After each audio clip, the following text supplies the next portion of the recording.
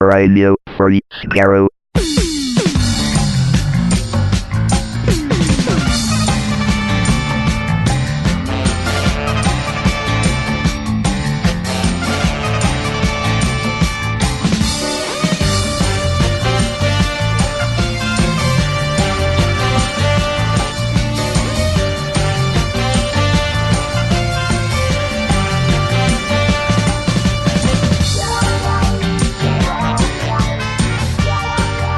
Hello, everyone. Welcome to Radio Free Skaro, episode number 701.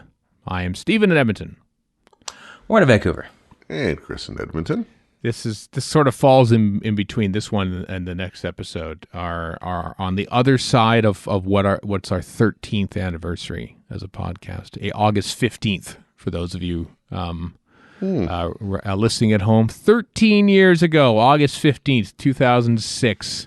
The day after John F. Kennedy was shot, our yes, exactly. podcast launched with little fanfare, and so had to be repeated the next week on BBC One right before episode 2. But and completely remounted as well.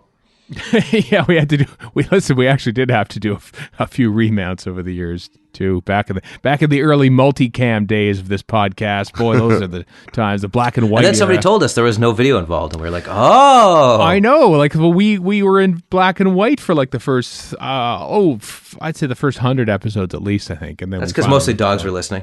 Yeah. And then we moved to color and then HD. I remember actually going into HD. Remember when we went into HD, we started recording on each end of our conversation. That was like episode 150. We finally figured that out. 150. Really? Yeah. Wow. Yeah, I know. It took us that long. We had no idea what we were doing, everyone. Possibly still don't. But here we are. 701 episodes in and various other different recordings that we've done over the years and videos and whatever nonsense. We're now a teenager. We're now Jodie Whittaker, number of doctor's years old. That's what we're at right now. And to celebrate that, we're going to do a commentary for the first story of season 13, which was entirely not planned at all. It's Terror of the Zygons. That's what it is.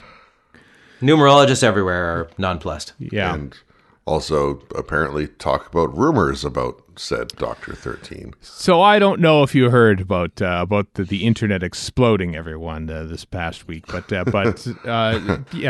Doesn't it always explode? I mean, there's different pockets of explosions. It's like a I don't know, like a national park full of geysers, and every so often. No, it's more like a garbage dump full of methane. That's what the internet is. Pockets of methane. Well, the rumor was, I don't know. Listen, I don't know what the original rumor was. I just know that it blew up to be something else. But basically, the gist was that Chris Chibnall was fired, took Jodie Whittaker with him. She left in solidarity, is what I had read. Oh, that's right. Yeah, Pete McTighe was now like showrunner for the last 2 episodes or something like that. All this because the BBC was also at some point in another rumor were upset that Rose hadn't been brought back, even though she was last in the show. She was last in the show as a regular part of the show before this podcast even existed. For crying out loud, it's been 13 years since Rose left the show. Give it up, internet rumor mongers. I'm still waiting for 11 to regenerate back into 10. It's gonna happen. It's gonna happen. Yeah, okay. It's got to, right? Did they Good old wish fulfillment. Has to happen. So anyway, and then the Radio Times, who in no way are an official entity of the BBC, posted an article about an insider saying this was not true. So they couldn't even quote who the person was who was sort of trying to put out these fires. So that kind of leads to think, what is the point of this then? We will say this. I don't think that Chris Chibnall has left Doctor Who in the last part of the production of Series 12. I will say that there have been script delays, which is interesting. I mean, it's not the first time, I don't think, that the script has ever been delayed, but I do know that when they shot Resolution last year around this time, actually, the early part of actually shooting that thing. There was no script. Basically, day one of the production, we have no script. Wait around until we have a script. So it's not unheard of. But this... Well, see also Doctor Who series, season 6. See also all of Doctor Who ever. Like, yeah. True. Like, and see, actually, forget that. See also television. This is what happens in television all the time. Like, people who are surprised that there are blowouts and egos or do not know how TV works. That's true. Yeah. See also basic reality. Yeah. Although as far as potential script delays are concerned, I would still like to know some writer names. Well, this is whether they've delivered or not. Well, we'll cover that too a bit too. Because I just want to say that I'm wondering if this script delay, if it is indeed what is happening, is a reason why the cast and crew did not come over to San Diego Comic-Con. It was built in. They had that 2 weeks off to do that, and I'm wondering if by the time they got to the end of those 2 weeks, they decided we can't go to San Diego. We need to take that time to rejigger things and perhaps do reshoots or something. Because, rewriting is one thing. Chibnall could stay behind and fix that, and the cast could go off and take those 2 weeks to still do it. The fact that they weren't there as well, I can't imagine that Chris Chibnall would like, well, if I can't go, no one goes. Unless that's the case, because he's so secretive. I don't know. I don't know the guy, but I don't quite get that impression. I don't either, but he is. Gary Gillett, former Doctor Who magazine editor, said a great thing on Twitter actually. But it's about the downside of being incredibly secretive about a television show you're making. Like he's sort of saying, like, this is what happens whenever a little thing happens or a rumor happens. Like, we have nothing to not substantiate, obviously that can't be the case because we've seen this happen or this person's been there or something, or we saw them shooting in public and everything was fine. But the fact that they've got the show under such lockdown means that anything that gets out can't be like proven to not be correct. You know what I mean? So so this is how wildfires spread essentially. And so sometimes it's nice to sort of tease things out. I mean, the only reason they talked about the Jadoon being back in series 12 is because they were shooting it in public. Yeah. That's it. They wouldn't have said that even. So yeah, to your point, put out a list of writers. Who is writing this thing? Who's directing this thing? We have to, people are sort of like going into back channels and finding show spotlight CVs and stuff to find out who's actually in the show. I think these are things you could sort of like release. I mean, yes, an actor or a director is working on Doctor Who, the flagship show of the BBC. Why is this such a secret? Because they're terrified that those people are going to speak about the show? I don't know.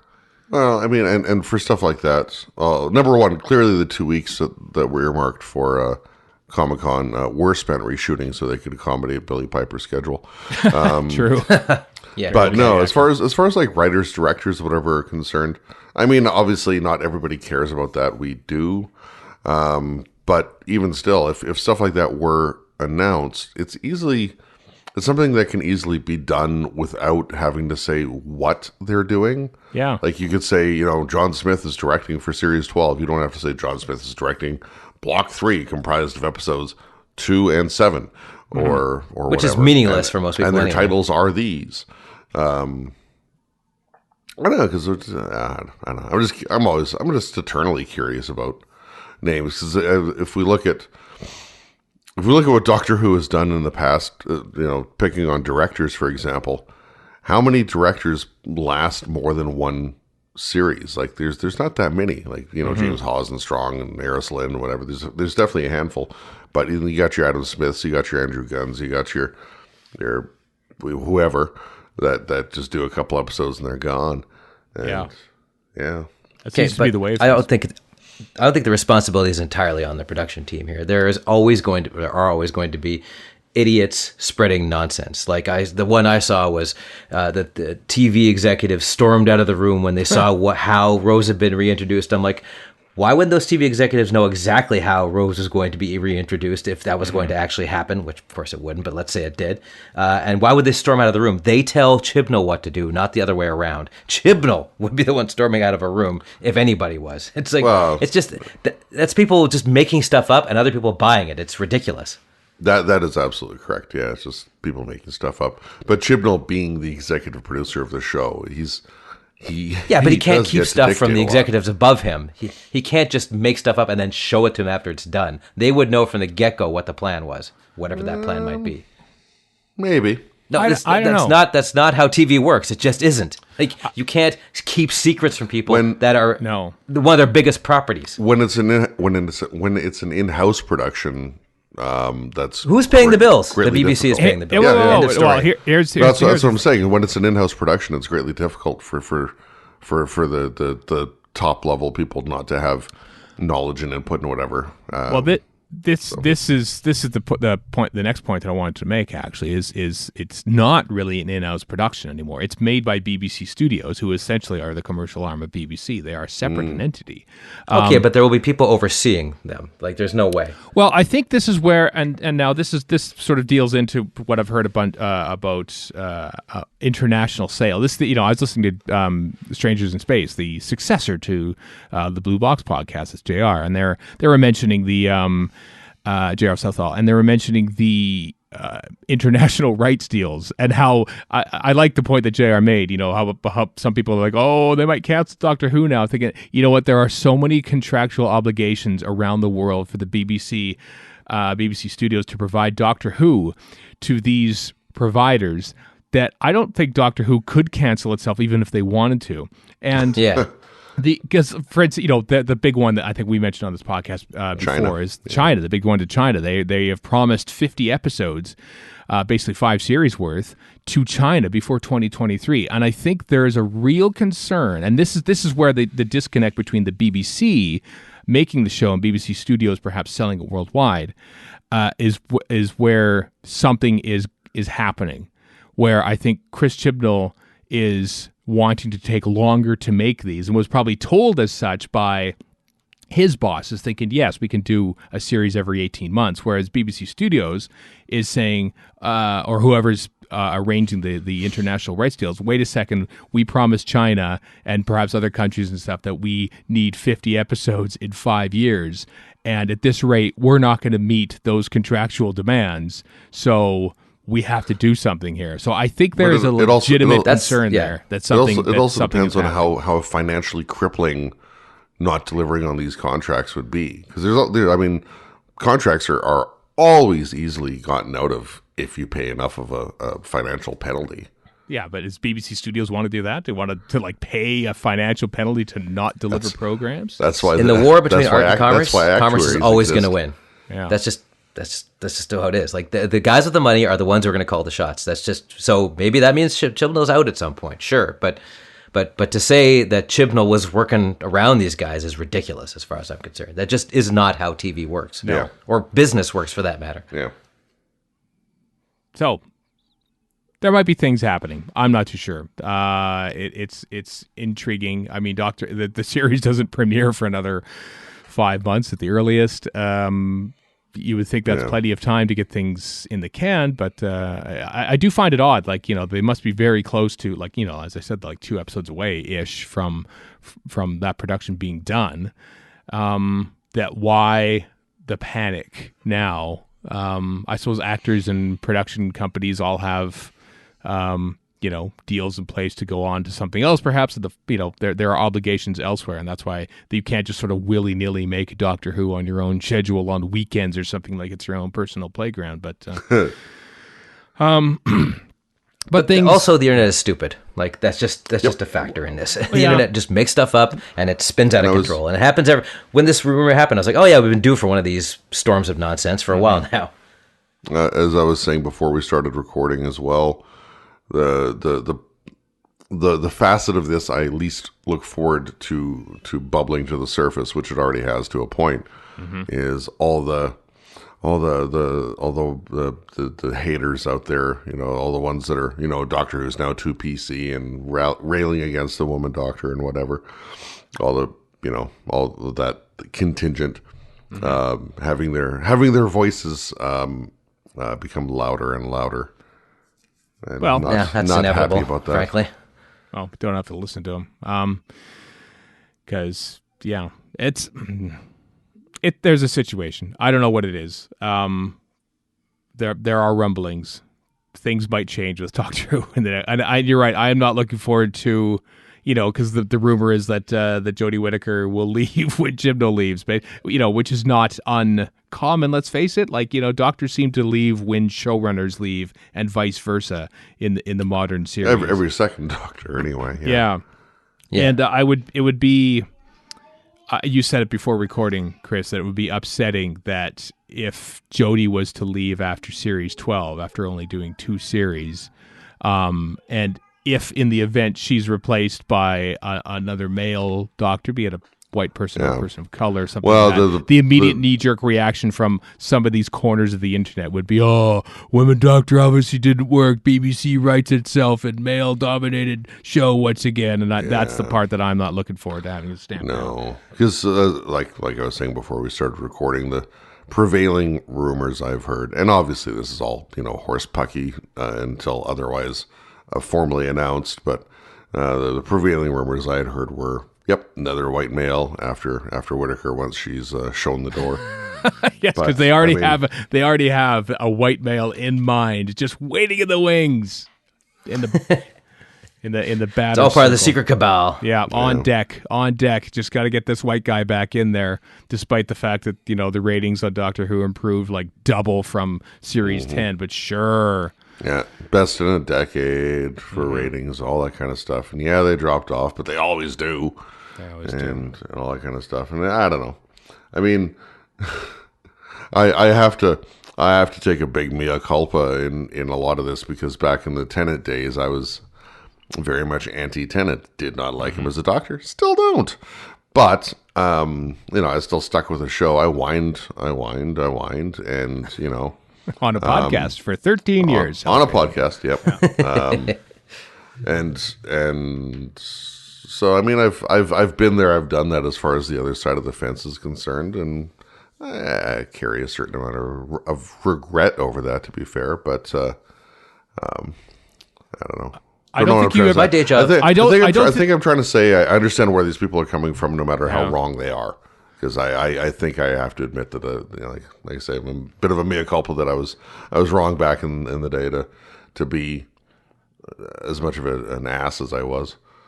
I don't think, to your credit, I don't think you ever demanded the show's cancellation or assumed that Doctor Who was ruined because David Tennant. You just didn't like that particular doctor. As much as I was looking forward to Tennant's departure, I don't think I ever demanded his departure. Whatever. No.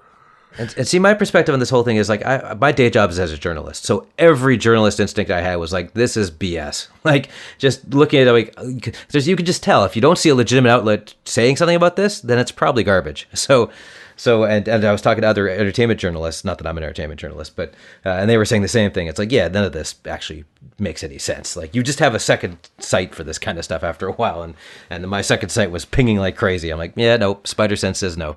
There's a lot of smoke, but I mean, if there's a lot of smoke, sometimes it's a little bit of fire, and I think there's a little bit of a fire, but not nearly. Sure, there might be. It's not the brush fire like that the internet's telling it now that it is. But you mean the dumpster fire? The dumpster fire, possibly. That's series 11 and women that Doctor Who. So as far as series 11 stuff goes, so we watched it. We talked about it last year when it went out. Yeah. And then I didn't touch it for a very long time. Just before Galley 6 months ago, I watched The Woman Who Fell to Earth, and I think half of Ghost Monument on the flight down to LA. And then I didn't really touch it at all. So for something we're doing down the line, I have been watching Series 11, and everything I see from it doesn't remind me how good it was. It strengthens how good it was. Yeah, that's true. That's very true. And I am, and because the most annoying facet of Series 11 from our perspective was because of our broadcast schedule and its broadcast schedule, we had a lot of situations where it was just rip and read, as it were, and we had no time to digest or think or contemplate or whatever Series 11 episodes. And now that some time has passed, and now that there is the ability to just take them in as they are, more peacefully.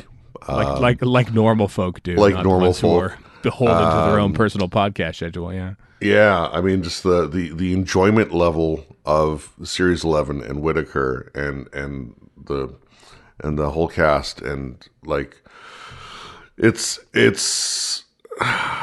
so much higher, and I love it. I love it for that. It's refreshing, isn't it? That's what it feels to me. I mean, we'll be doing commentaries for Series 11 coming up later this year. That's what it is. I didn't want to say because I didn't know what we would announce. Oh, we'll be doing it. We're not announcing who's on it. But, we always do it anyway. Yes, we always do it anyway. It's coming down the pipe. But or we do something, if not commentaries. But yeah. Yeah, I'm enjoying it. And I think there were probably parts of it that at the time I thought, well, this isn't, as intense as perhaps the Stephen Moffat era was, but then sometimes I think maybe it doesn't need to be intense. Maybe we need to actually take a step back before you sort of like wind it up again, because if sort of carried on at that sort of level of intensity and whininess and danger, maybe it's a show that's lasted approaching 60 years. Yeah. It has reinvented itself how many times? I know. Of course it's going to be something different. Mm-hmm.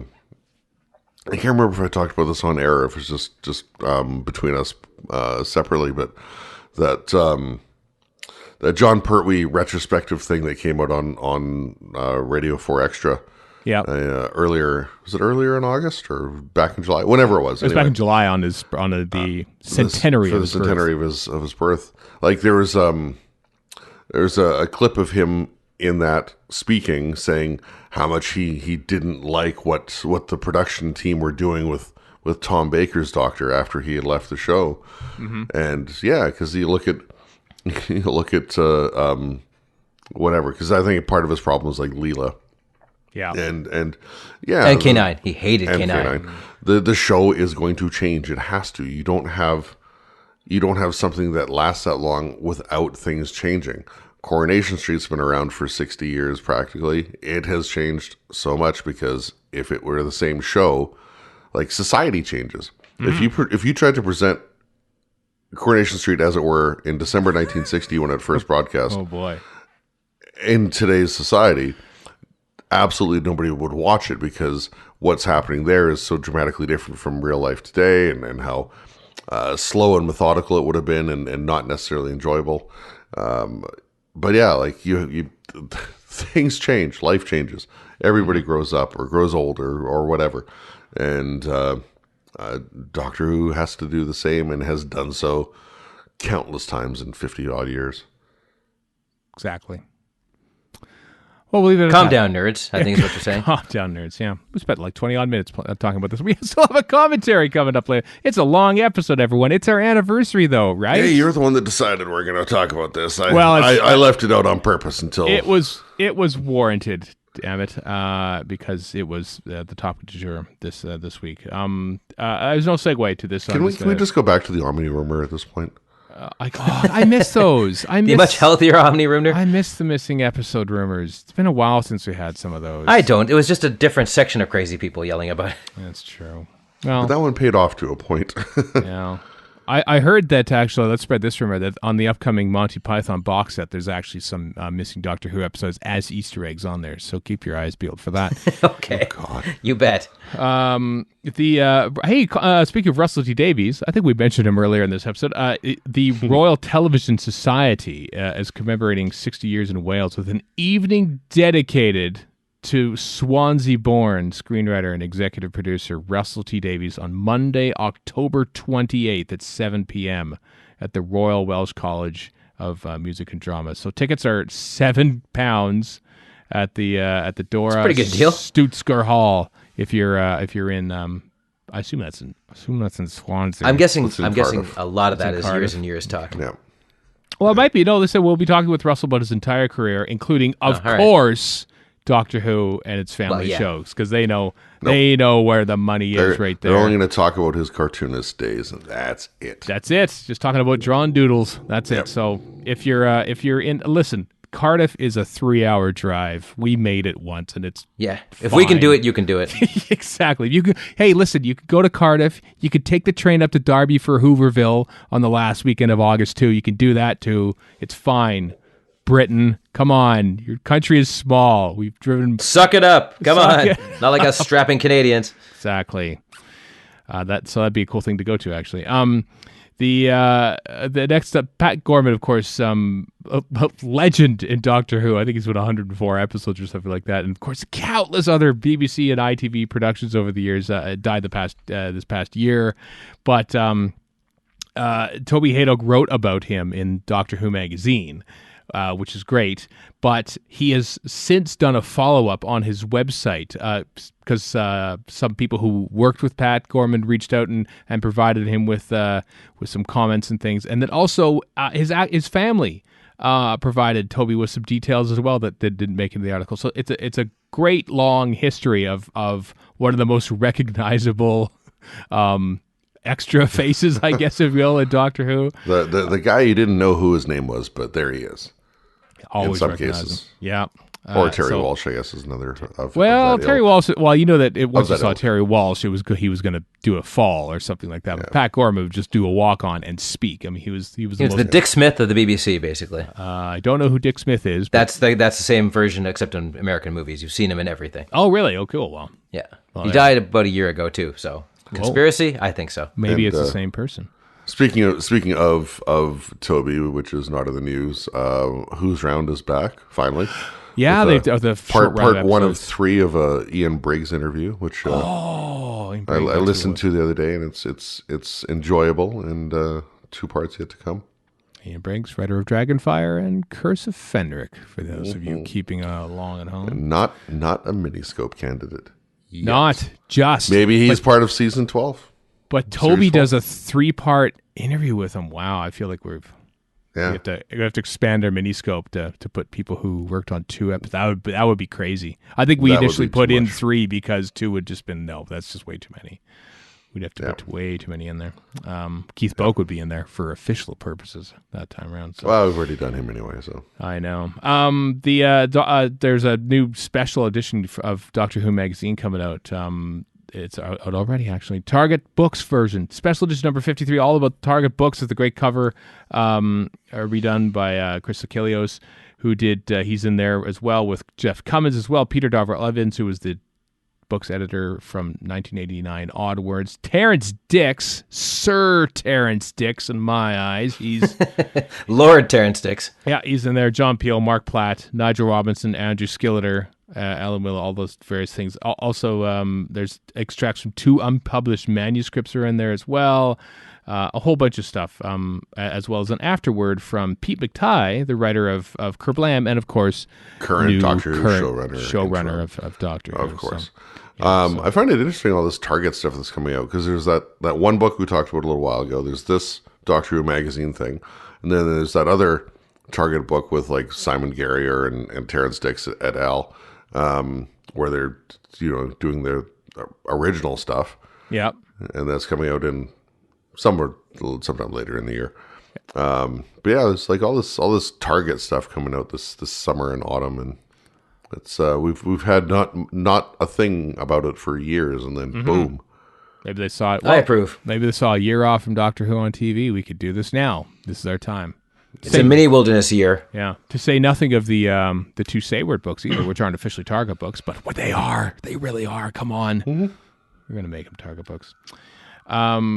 There's 3 more Big Finish short trips coming, don't you know, in 2020 for a mere threepence. Nah, I just like saying threepence is £3. But the first one that's being performed by Fraser Hines is called Deleted Scenes, written by Angus Dunnican. Decline of the Ancient Mariner, performed by Mark Reynolds, is written by Rob Nisbet. And Dead Woman Walking, performed by Sophie Aldred, playing Ace, created by Ian Briggs, is written by Roland Moore. So those are coming out over the course of the early months, February, March, and April from Big Finish, where we love stories. That sounded like an ad. It's not. And finally, before we get to the commentary, our friends at the Game of Rassilon is a live event. So basically, it's a podcast where they play with the Doctor Who role-playing game, the most recent Doctor Who role-playing game. Yes. Friends of ours, Riley Silverman are on there, Dan Peck is on there as well. They are doing a live version of this, a live event at Geeky Teas and Games in Burbank, California on Friday, August 23rd at 7 p.m. Tickets are $10 at the door. So if you are in the LA area and want to see this live role-playing game, excitement and fun and hilarity, because those are funny people who are involved in this, then check it out at Geeky Teas in Burbank, Friday, August 23rd. Good times. All right. After the break, it's time to dip back to 1975 for our commentary of Terror of the Zygons.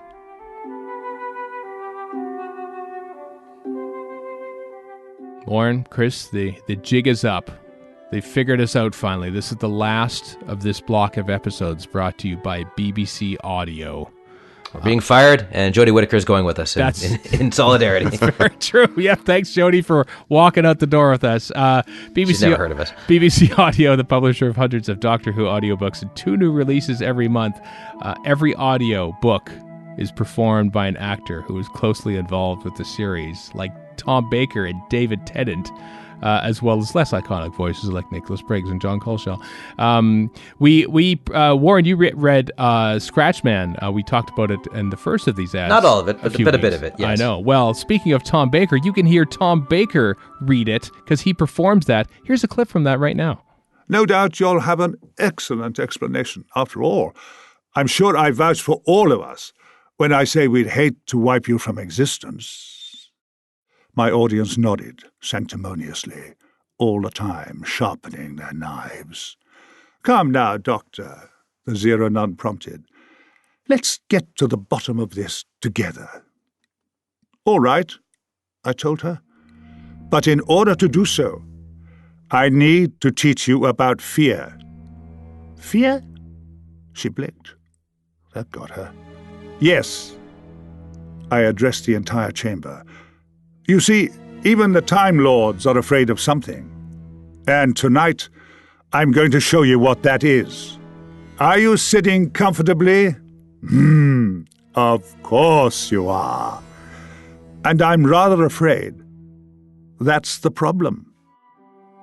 Doctor Who Scratchman, one of the many audiobooks available from BBC Audio. Thanks to them for supporting Radio Free Skaro. And now, folks, it's time for Terror of the Zygons.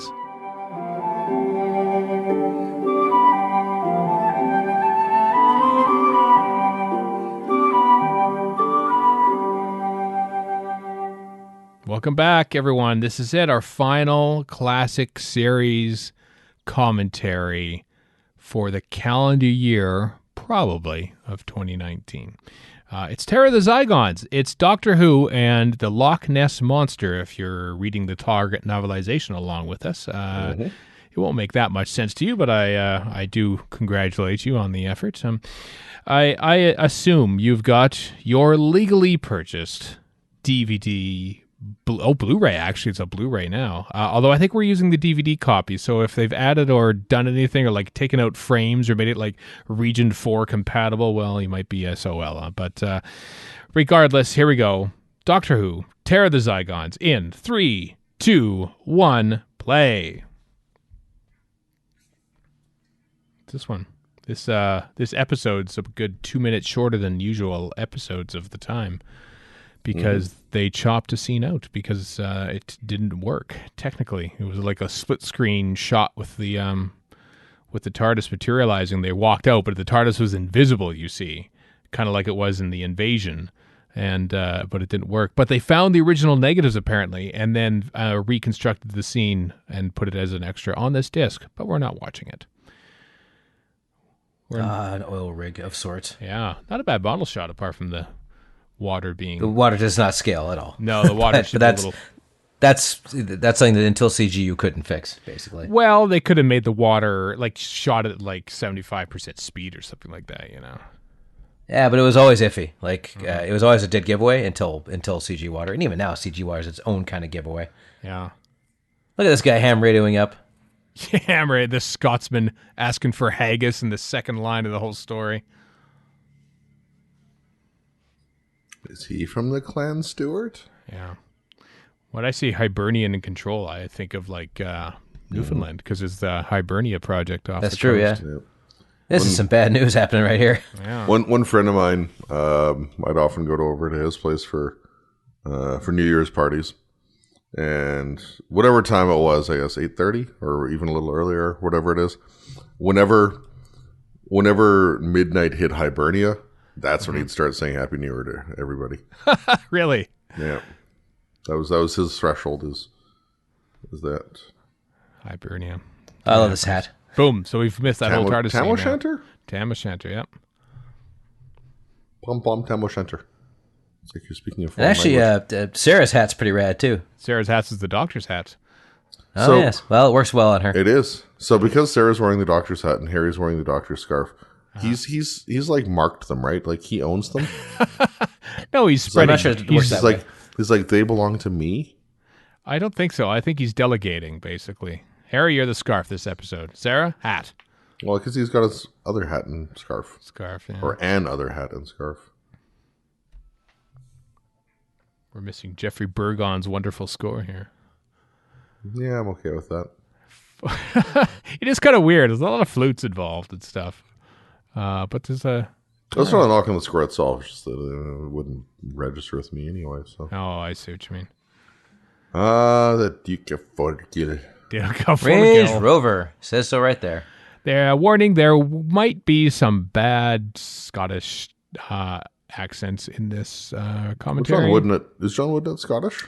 Oh, that he is. Not as... No, like you this- mean you perpetrating crimes. He has a Scottish accent of sorts in Frontier in Space. He does, I know. I think he... although he doesn't sound as Hibbert. He doesn't quite sound Scottish in that. Hey, it's True. Benton. What was the gap between this and the last unit story? Because I seem to remember being pleasantly surprised this was Robot happening. 5 stories. Yeah, so I remember seeing this the first time I ever watched Doctor Who, and Mr. going, Heckle. oh, these guys are back, cool. They have Mr. Heckle, but not Mr. Jekyll. And yes, I know it's Huckle. Yeah. No, actually, John Woodnut was born, raised, and sadly passed in London. Oh, okay. So the Scottish So- accent Why is is- put on. Yeah. Why is the brig out of uniform? Because they'll explain it. He's got his Scottish unit. Yeah. The Briggs Scottish unit. Come on. This is the last appearance of the Brigadier until Modern Undead. It is. Yeah. And would be Benton's last if not for Android Invasion. Ugh, God, I wish it was last. Really don't like Android Invasion. I really don't like what it does to Benton and Harry either. Yeah. They're just secondary characters in it. It's quite sad, actually. It's good that Android Invasion exists, though, because at least we have a really terrible episode that we can all agree on in the Hinchcliffe era. Ha! Good Lord. He's on film. Very nice. We're through the looking glass now, people. Black is white. White is black. You know, I wonder what TV looked like back in 1975, and like, was the difference between film and video? Oh yeah, you could tell for sure. Okay, well, I know you Because could like tell, remember but- watching Monty Python. I mean, they wouldn't have done the sketch in the first place if you couldn't tell. And True. And also just from us watching in the '80s, like you could tell as well. But I'm talking Also, Chris, 1975. in regards to your JFK comment there, Oliver Stone recently asked Putin to be the godfather to his kid. Like, Oliver Stone has lost it as far as I'm concerned. He's become a real shill for Putin. His heyday was a long time ago. Yes, his heyday was the 90s. He made some great films, and now he's a crazy old grandpa, which seems to be 80s going around and nowadays. 80s and 90s both. Don't Yeah. discount his 80s work. Yeah, he won Oh, yeah, his 80s Oscars for stuff's his good, 80s too. stuff. Yeah, Yes. His 80s stuff is good. His 90s stuff is good. Right around U-turn, it starts going a little south, and then goes way south after that. ironic. Does a U-turn. Yeah. Yes, quite so. Then he starts making documentaries kissing butts of most dictators that he can find. So that's I weird. used to really enjoy watching all of his films until the Nicolas Cage 9/11 one. That was the first one. I'm like, he's over it. He's past his prime. That one was fine, but the Savages is terrible, and Wall Street 2 is a slap in the face to Wall Wall Street. Street 2 is horrible. Savages I still haven't watched. Yeah, don't bother. It's but dumb. Yeah, I'll get to it at some point in time. I have to admit, I wasn't paying attention to when this Oliver Stone thing started during this commentary, but it has started, and I'd like to stop. That's fair. We're pretty much petered out in this score now. Okay, good. Because we're talking about this one, Terror of the Zygons. That's some gatekeeping. You're gatekeeping on topics. Yeah, this of course was to be the last story of season 12, and they made it as such. But then the BBC says, no, Space 1999 is premiering in the fall, so we should move Doctor Who to premiere in the fall too. So we'll just move the last show to the first show and start off that way. Which they basically made season 12 and 13 back to back with like hardly any break. So like 2 years of Doctor Who were done in like a calendar year. Oh, there's some Doctor Who not being political about to happen here. Oil and emergency. Yeah, hydrogen, solar power. Even Doctor Who gets it in 1975. Damn it. Too political. Yeah. It was like the smile out of nowhere. That's so Tom Baker. When do we start? As if like it's going to be fun. The oil company. This guy's a Canadian actor, this guy right here. He's got the worst Apple Watch ever. Also, amongst the worst plaid ever. That's not fine Canadian plaid. That's imitation English plaid. That's a good point, actually. Yeah, they do many things well. This is not one of them. No. Oh, see, now he's like ready to go. Like it feels like he's had a haircut since the last scene too, actually. The hell with the Scottish crap. Yeah, Doctor Who's a weirdo. What? How dare you? They're just staring at him. He's just staring off into the distance and heckle and huckle? I've already forgotten now. Huckle. Here's this guy's you, Chris. He's a total pedant. No, they're not Wellingtons. They're concrete boots. Let me explain. Blah, blah, blah, blah.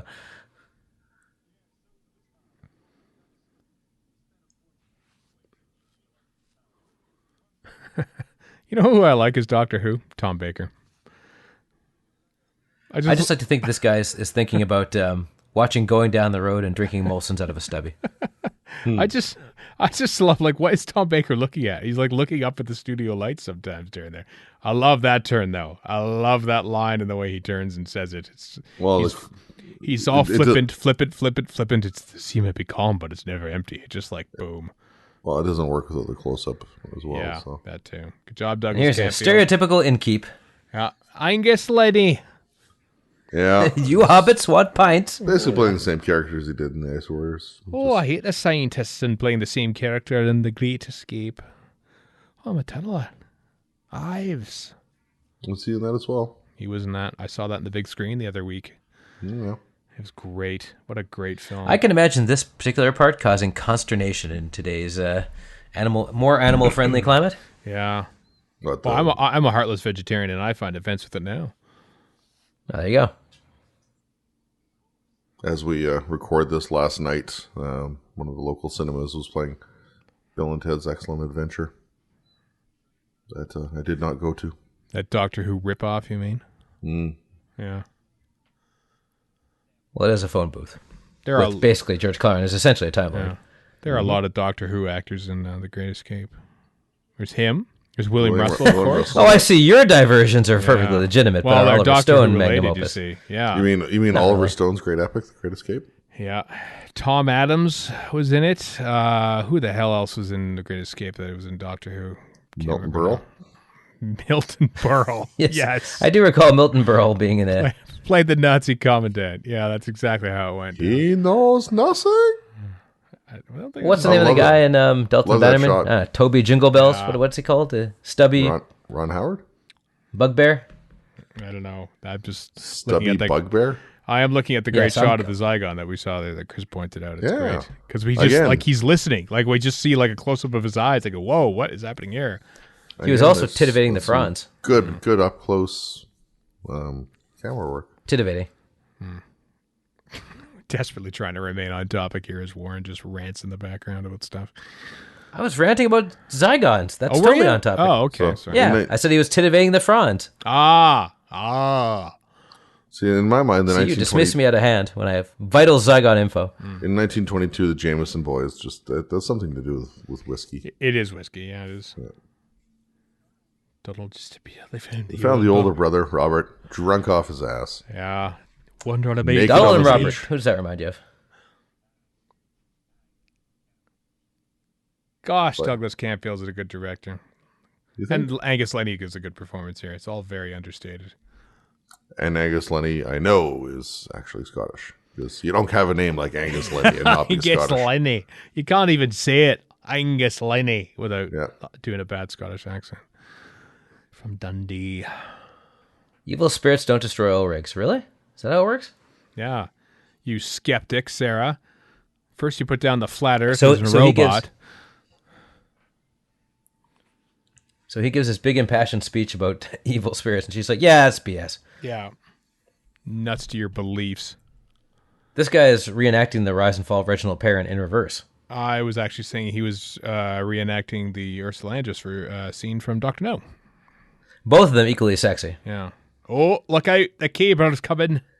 It doesn't get much more ridiculously Scottish than this. Just like he's named the Caber. He's got a kilt.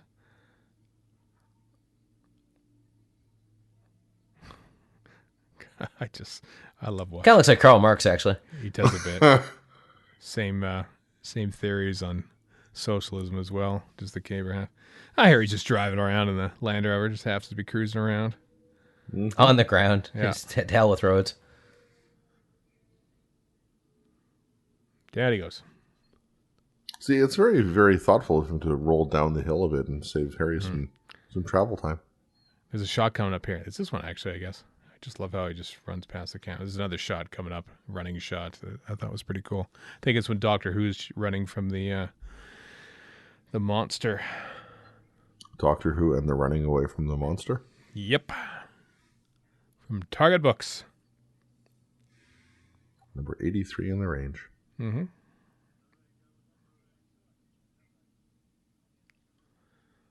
The Sea Devils.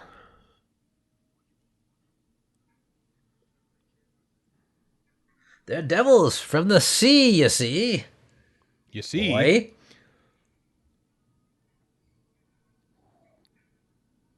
Getting a 70s spy drama vibes off this. I know, like... Not Sandbaggers even, just more like, 3 Days in the Condor type stuff. It's exactly what I was thinking. Oh, yeah, look at that shot. That's a 3 days... I've never seen 3 Days in the Condor. I want to, but... But that's a very 70s assassination shot. Mm-hmm.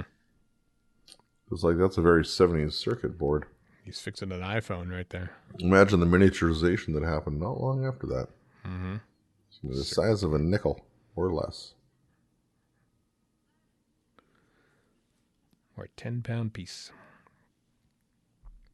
There's no such thing as a 10-pound piece. I meant 10p. Pretty sure there isn't. Yeah. Well, there's a 5-pound coin in Battlefield. Yeah, that's what I was thinking of. Oddly enough. Every time I hear the term second sight, I think of Pink Floyd's The Wall. I don't. It's one of the lines from one of the songs. Hmm.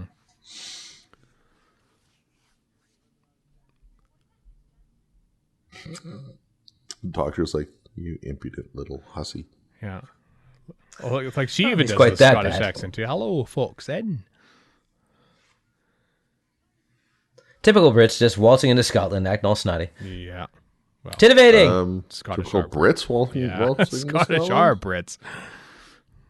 Yeah, I'm just saying, though, that there's a definite, look, train spotting. English. Then English, whatever. English. We're Typical colonized English by one. wankers. Yeah. Yes, exactly. Firm contact. Titivate. Titivate away.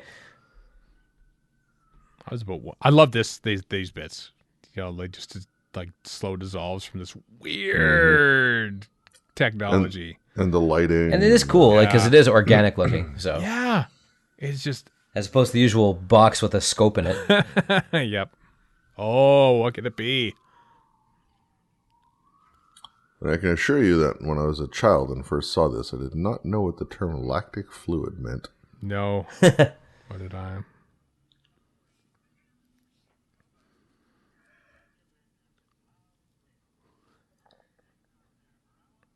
This guy will be in Seeds of Doom. At the end He of looks the like season. Jonathan Ross.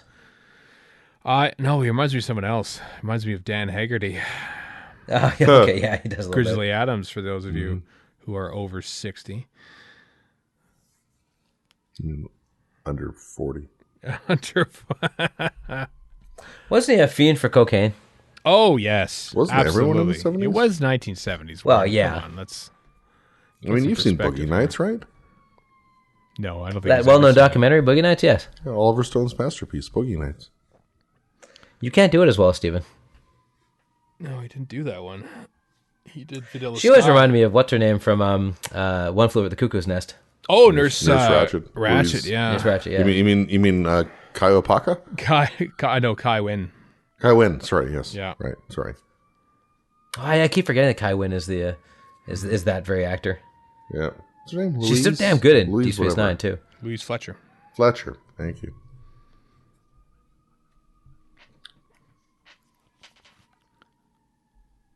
Oh, he touched him. He booped him in the chest. Now here's the booped ear. Well, he was a good boy, and he gave him 14 out of 10. Would boop again. I don't like her bedside manner. Well, she's, Well, dude, she'd have to have one. she's an There isn't evil much bedside Zygon. manner to have. Well, I don't think her actual self is that much more joyous. A little Which bit. makes for a great cover if you're a Zygon. I've said this before. I think John Levine is best as Benton when Douglas Camfield is directing him, and I feel like John Levine talks nonstop about that very fact. Hold on. Nah, don't bother. But does he sing about it? That's the important thing. Yeah. Whenever I saw that, I keep thinking that was so it's a footprint or something, but I never got the point that it was teeth. There's a very quickly arranged sick bay sign and behind Yes. Tom Baker there.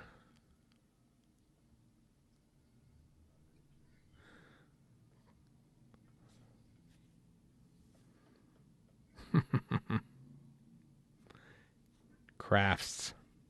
Teeth, Mr. Huckle. That's a whole lot of Study styrofoam. Teeth.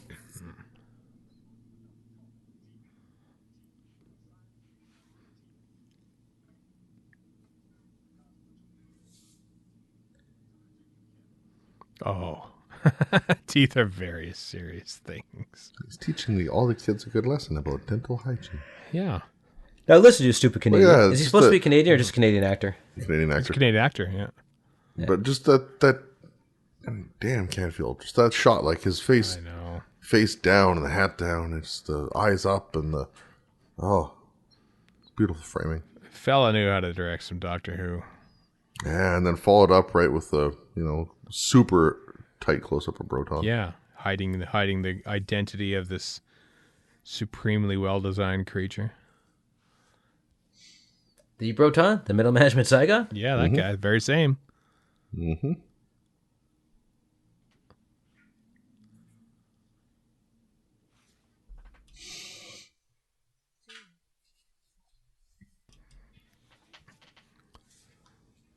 If ever I get knocked out and have to, impart vital information while fighting through a concussion, I wonder how I'll do it.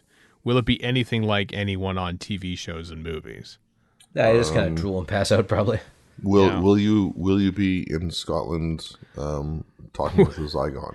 Possibly. When Well, this I'm just happens. thinking like Bill Filer, must not distribute Axonite, must not do it.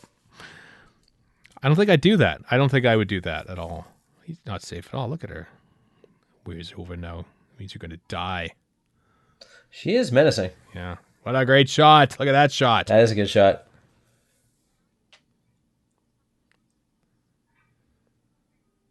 And Camfield could probably get away with artsy looking shots like that because he knows that the scene that they're recording only has that one camera shot. So he can, he can basically throw a camera away when he's having to do the ballet of arranging multicam recordings. Great cut there. Without having to worry about it. Oh, here's the cliffhanger. That's right.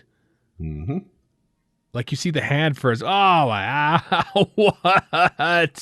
But That was my reaction as a kid. What the hell is that? Zoom into close up and Yeah. Like, even then, you don't get a good look at the monster, you know? Like, you see what it is, and then it zooms into it. Well done. Boy, that's a good story so far here, this year Doctor Who episode. For some reason, I thought this was a 6-parter. I don't know why I thought that, but I did. I don't know either. Well, it started off life as a 6-parter, I think, before it shortened down to 4, yeah. That's how it worked. Robert Banks Stewart in his first of 2. Feels very much not eligible for the miniscope. No, sadly no. So I guess this commentary will have to suffice. Well done. Good job, everyone. Good job of making that episode of Doctor Who. One of the Way to go, 1970s people. Yeah, one of the few episodes that aired in the month of August, 1975, August 30th. It aired. And I'll tell you what, I'll tell you more interesting things about that after this next episode, which is episode 2, which I will ask you to queue up now so we can begin to play it. You all ready? You got them all ready to go at home? Okay, here we go. Yep. Episode 2 of Terror of the Zygons in 3, 2, 1, play. So I think the Sunday before that, obviously we're going to Saturday. There's that show, Sunday night show, Disney Storytime or whatever it was called. It's basically kind of a Wonderful World of Disney, except in England in the 1970s. And they would show those little cartoons, Donald Duck cartoons and stuff. And that week, Tom Baker actually appeared in character introducing all the segments and stuff from a theater. And then at the very end, he said, "Oh, the Brigadier has sent me a message. I better go check him out," or something to where that effect. All those inserts are on the DVD. I find it fascinating that they would do a crossover promotion like that with the Doctor in character on a Disney thing. I thought it was just brilliant. Glorious 1970s and their wackadoodle ideas. How long till Doctor Who is owned by Disney, like everything else? Oh, it's probably 3 to already 5 happened. years. Yeah, Probably already happened by the time this goes out. I'm so intrigued about other episodes that aired in August that I now have to look this up. So we're gonna have to do that. I'm sorry. You should We're be. gonna have to. Well, I'm gonna have to do it. Pretty sure you the talking Reign of just- Terror. No, yeah. You're talking just classic or Oh, Classic Who, yeah. So, yeah, the Censor Rights episode 6 aired in August because the first season went from November 23rd all the way until September 12th, 1964. it was like 43, 44 episodes or whatever. Yeah, it's bonkers. But Time Meddler wrapped it up in July of the next year, and we got here. Let's see. I think the Dominators, I want to say, premiered in August of 68. This is fascinating. I hope you're as fascinated as I am, everyone. I'm gripped. Yeah. Yeah, it's ending earlier and earlier. Wheel in Space kicks out at June 1st, and I'm pretty sure, yep, look at that. Most of the Dominators actually aired in August, which is maybe, man, August 10th. Doctor Who premieres August 10th. That seems like quite silly, actually. That's a weird time. That is a weird time, especially back then when they're beholden to seasons a lot more, but what was happening? It can't really be helped, but these are some dull sets. Well, it's a base of some sort. It's just a boring old base, I'm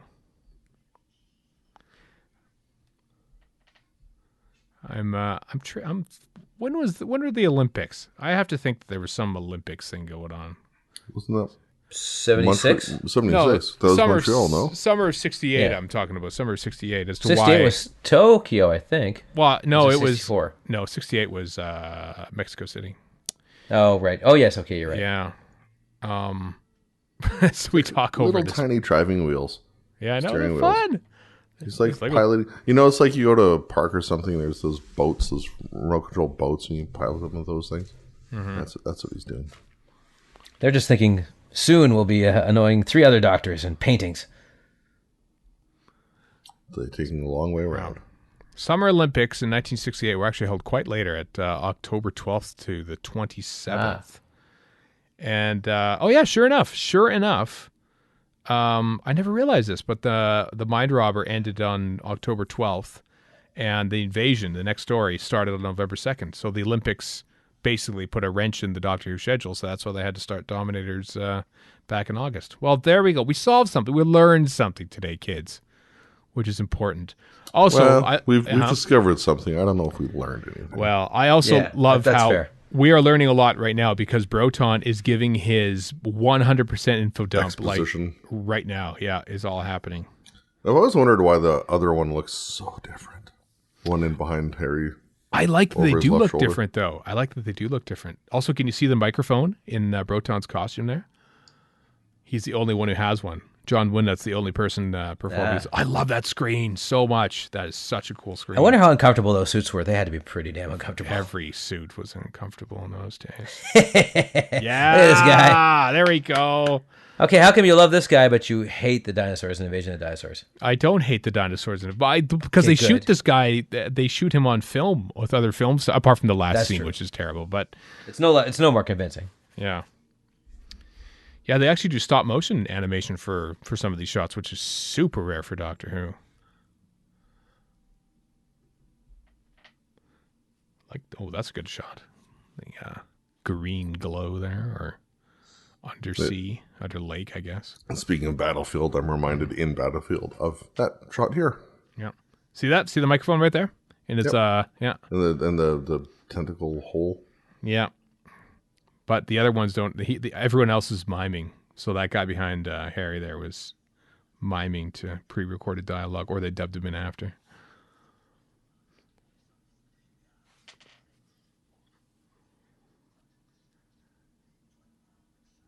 It's a fascinating creature design. I don't know how to feel about these. Like, they are so Weird. out there. They are really Just weird. flat out weird. Yeah.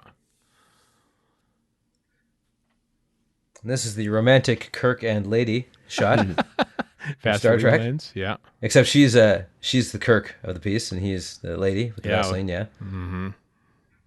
I always hated about Star Trek, even when I was a kid. I'm thinking, what is this? Looks like a 1940s movie. This is downright creepy. This bit here. Oh, this bit's creepy. Oh, not this. Close your eyes. It's like he is so alien. He is such an alien. Tom Baker, I mean, not even the Doctor. That's true. And then there's this weird bit. It's the old self-help book, Scream Yourself to Sleep. Yeah. And it's the echo. Wasn't that a thing? makes it Wasn't too. screaming therapy a thing back in the around here? Primal Scream Therapy. Primal screaming. That's what it was. Yeah. I love this guy. Sir, can't you say anything about Sir? Yes, sir. There's always I need to like get this sweater. there's always like a dumb corporal in units episodes. Funny. Doctor Who makes me laugh sometimes. That's convenient. Mm-hmm. Oh, hey, look out. Somebody's vaping. Bubblegum Also, tear what gas. the devil?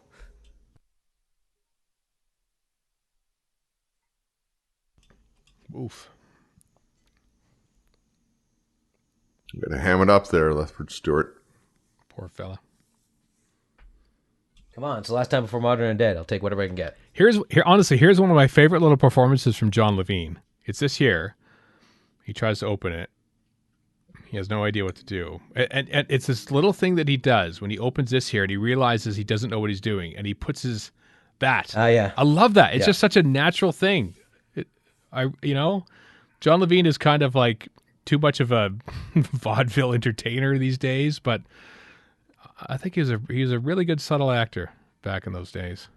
Well, like I said before, he's one of the best things of the Big Finish he's in. He's actually quite good in it.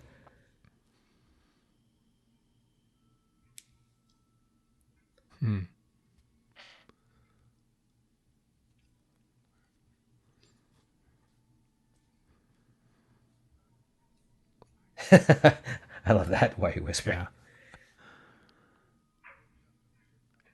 Yeah. The Let's agenda.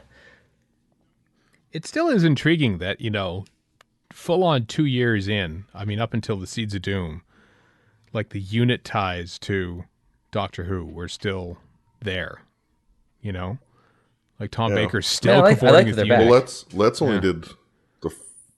only did 12, right? As EP. 12 12 and then 18. Well, no, Let's was gone by this point. Let's was Is he on by this point? yeah, he was gone. Yeah, he Was barely it, even was produced. it just Robot he oversaw? He barely even produced Robot. He's busy directing Planet of the Spiders and finishing that up. So it was basically Hinchcliffe was kind of taking over with Robot, but it was Let's who put it in place, and Let's directed Android Invasion. And then he came back for 18 for the handover. Yeah. Although really, what did he do? Just sort of like sign checks, basically. But he did. That's an more important than that. job. People like getting paid. That. Yep. He did more than that. I know I do. There we go. Look at that. Quick shot, too. It was a quick shot. Well done, Campfield. Cut away from that.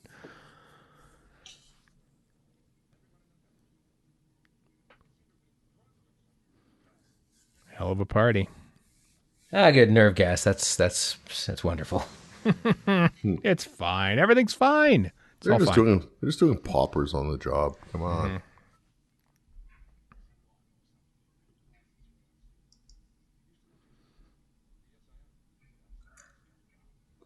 I know I have no military background whatsoever, but Okay.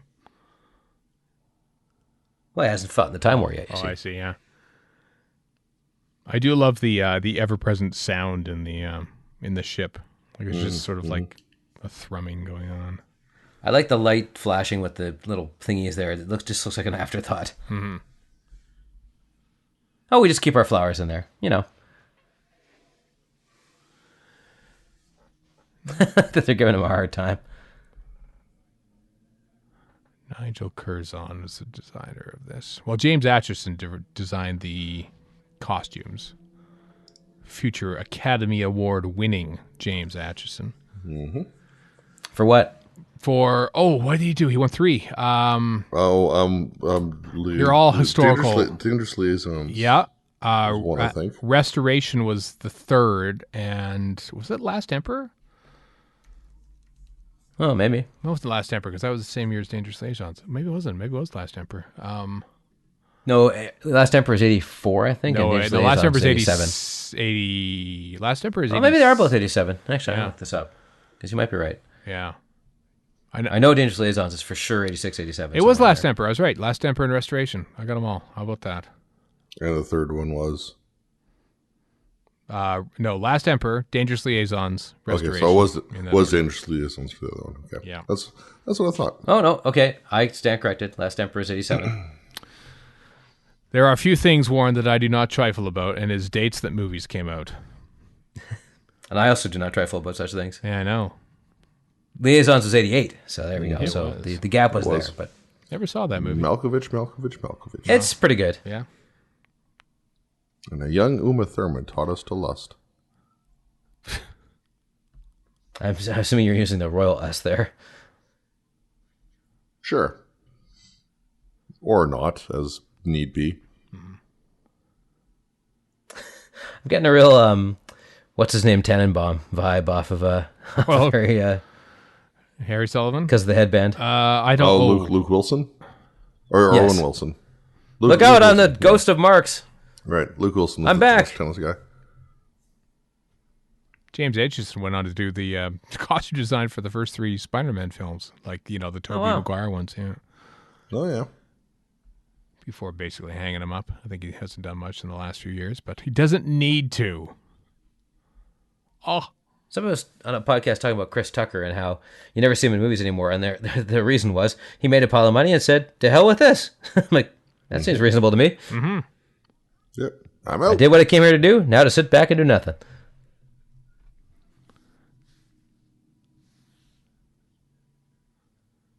I mean, he is integral in Fifth Element, after all.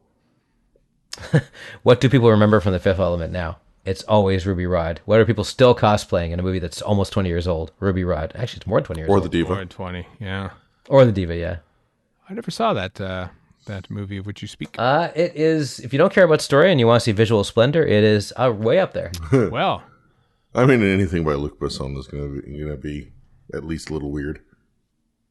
I watched... Music, the production design, it's all good. Not too long ago, I watched whatever it's called, Valerian and the Thousand World, whatever. oh, I Yeah. never saw that. What's that That like? is Heard it's bad. so kooky.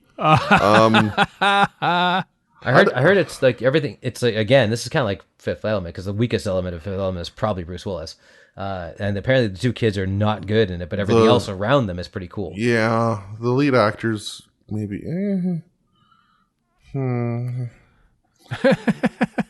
No.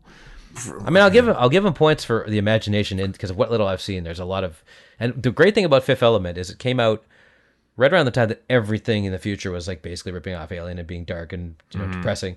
And Fifth Element is not that at all. It's this joyous, weird, colorful, nonsensical tale. Mm-hmm. The female human is alone. Oh, great. Oh, Benton's got his gun up, ready to go. Yeah, I know. This is another good one. This is some good composition right here. It was a well-framed shot there, yeah. Yeah, well, especially one gun up, one gun to the side. Yeah. Well, and just the hand in the very foreground, and then sort of the middle. What a clickbaity headline, Sarah. Another Bermuda Triangle, question mark? I thought she was smoking the first time I saw this. I love that great little detail, though, that she's got her pen in her mouth. And he does dialogue with it. There's a lot of that in this one. Mm-hmm. It's one of the rare instances where you actually see Sarah do some work. Like, I like how she just pops in and like, well, better file a story. They probably don't know where I've been for the last 6.5 months, but oh well. Excuse me. There's a little thing called K9 & Company where she's celebrating a job well done with a glass of wine. It's true.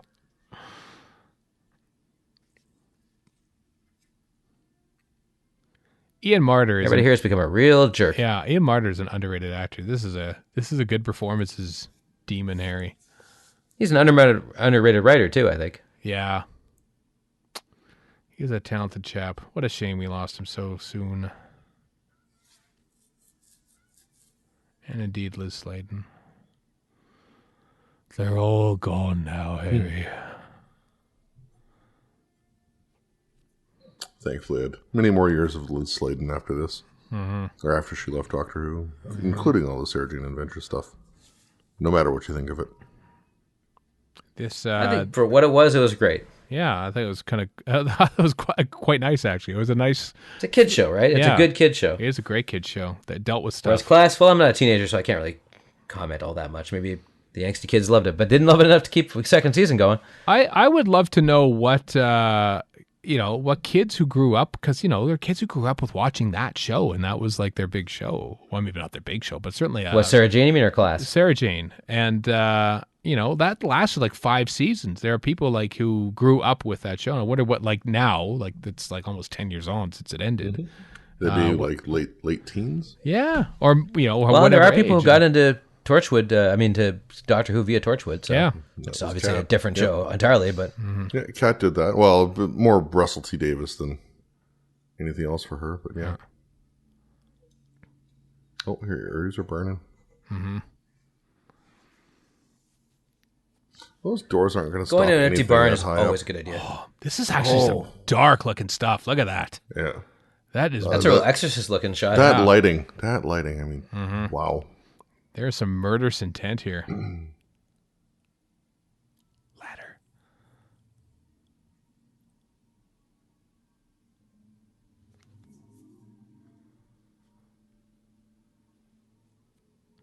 I can just imagine that shot of her going up the ladder being like the end of the day, and they're like, yes, come on, just get on with it. Mm-hmm. I don't think some of these shots of Harry would pass today. No, he looks a little too maligned. Yeah. Or malicious, pardon me. Oh, that wouldn't pass for sure. This certainly wouldn't pass with a pitchfork. Yikes.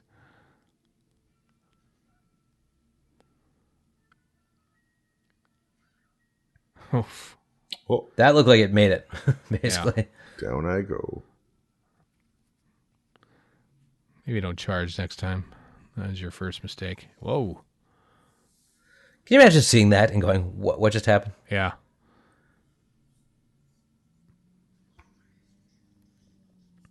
I just realized they duplicated those sort of slot thingies that the humans are in for Day of the Doctor. It just never occurred to me before.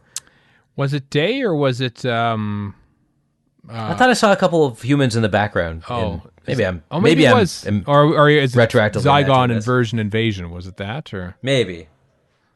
Or invasion inversion. Immediate dispersal. Abort, abort, abort. That's the oh. It's the instructions for immediate dispersal.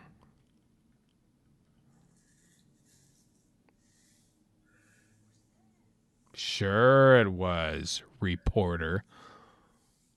Well, you can't trust them. Nope. They just make stuff up for their agenda. What's their agenda? Gotta go. Clickbaity articles about the Bermuda Triangle, that's what.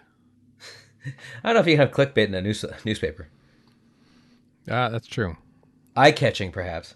Well, she is from 1980. Things might have changed. That's true.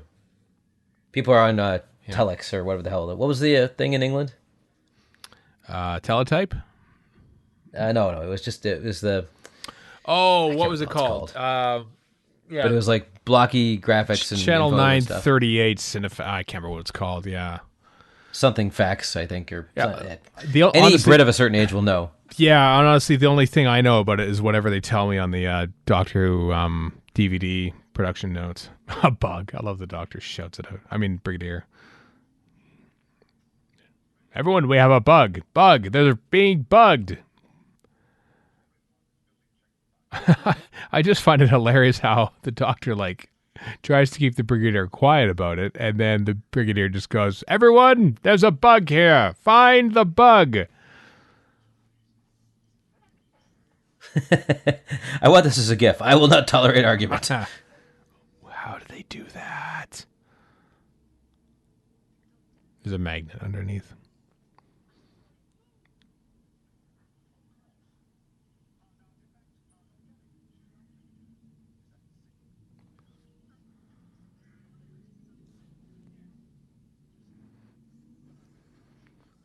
Everyone goes silent watching the story. Mm-hmm. It's a good story and all, you know. Am I wrong, or is this the first one in Tom Baker's tenure where he's utterly serious through most of it? No. You know what? Honestly, I can. We ran to the Cyberman before this. True. Yeah. This is the tail end of his. Obviously, it's the last story of this production block, and I find that he is noticeably grumpier in the next 5 stories they shoot, especially Seeds of Doom, where he's violent. And, that's true, yeah. And then he really lightens up, I notice, in Mask of Mandragora. It's weird. I think that's where the goofy Tom Baker sort of starts creeping in a little bit more. A little while ago, as we record this, there's that John Pertwee BBC Radio 4 Extra program presented by Sean Pertwee. There's an interview they featured in there. Would have been mid to late Hinchcliffe era. Mm-hmm. Yeah. People asking, would you ever consider going back to Doctor Who? And he basically said, no, I don't like how the show is being made now. I don't like the stories they're telling. I don't like... So all this negative stuff about how it was being produced at the time. Wow. God. Yeah, look at him go. That's a great shot. Good jump, too. Yeah. That's like a Fall Guy jump. That Pertwee, those Pertwee anecdotes, that would be headline news now. Former Doctor Who, bless current regime. Yeah, for a day or two, and then. Oh well, the Radio Times would make 8 articles out of it, but I love the way his head pops up, boop, like a meerkat.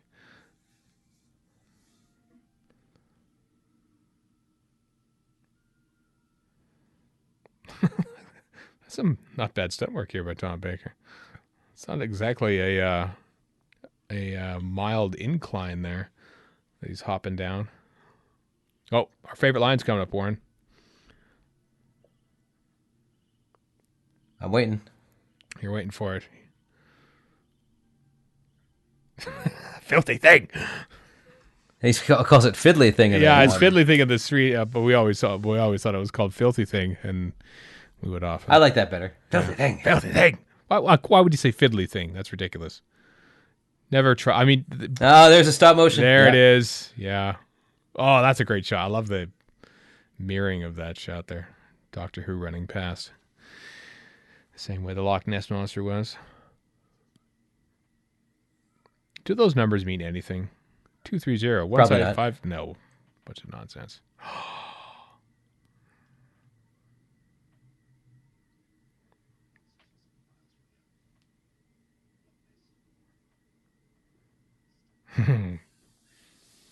This is an interesting, like a rare back projection shot. It's pretty rad, with actually. with a puppet in front.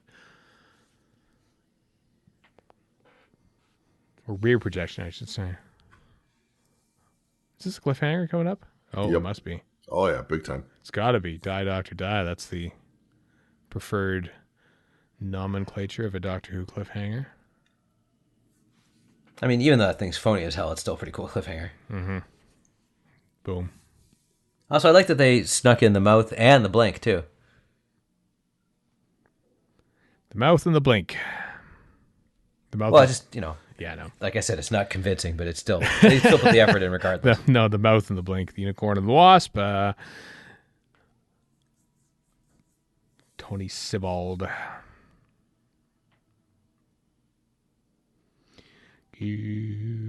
Oh yeah, that's a holdover from the Barry Letts era, putting the writers in the closing credits.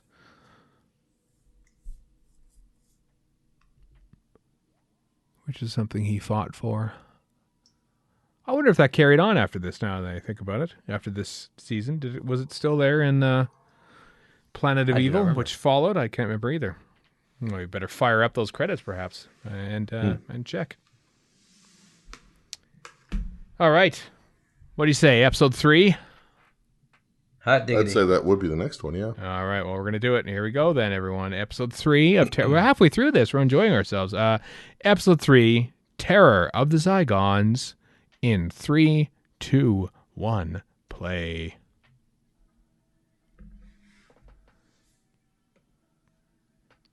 Slit Scan will forever impress me with how the hell they did it. I agree. Especially in 2001. Especially in 2001. Especially on a BBC budget. I mean, to be fair, they usually, like, knowing that it would serve them well over the next few years, they would normally pull out more stops than they normally would during other parts, so they could spend more time. I think it took 3 weeks to make that opening title sequence. And as it was in the house, they didn't have to worry about too much in the way of fees or overtime or anything like that.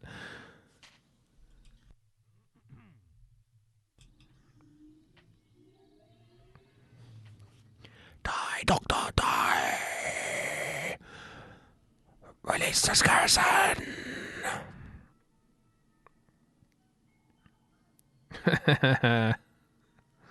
That's how you foul up the works. What an adorable little thing. Look at that. Oh. I'm going to go off and eat the Borad. Probably tastes terrible. Pretend Dennis Carey is Titivate. actually... Keep titivating. You're right, that Zygon does look completely different. Yeah. Yeah. Like more cartoonish, kind of? Was more of a smoothness to the face. Yeah. Yeah. Which is great. I like that. Of Proton.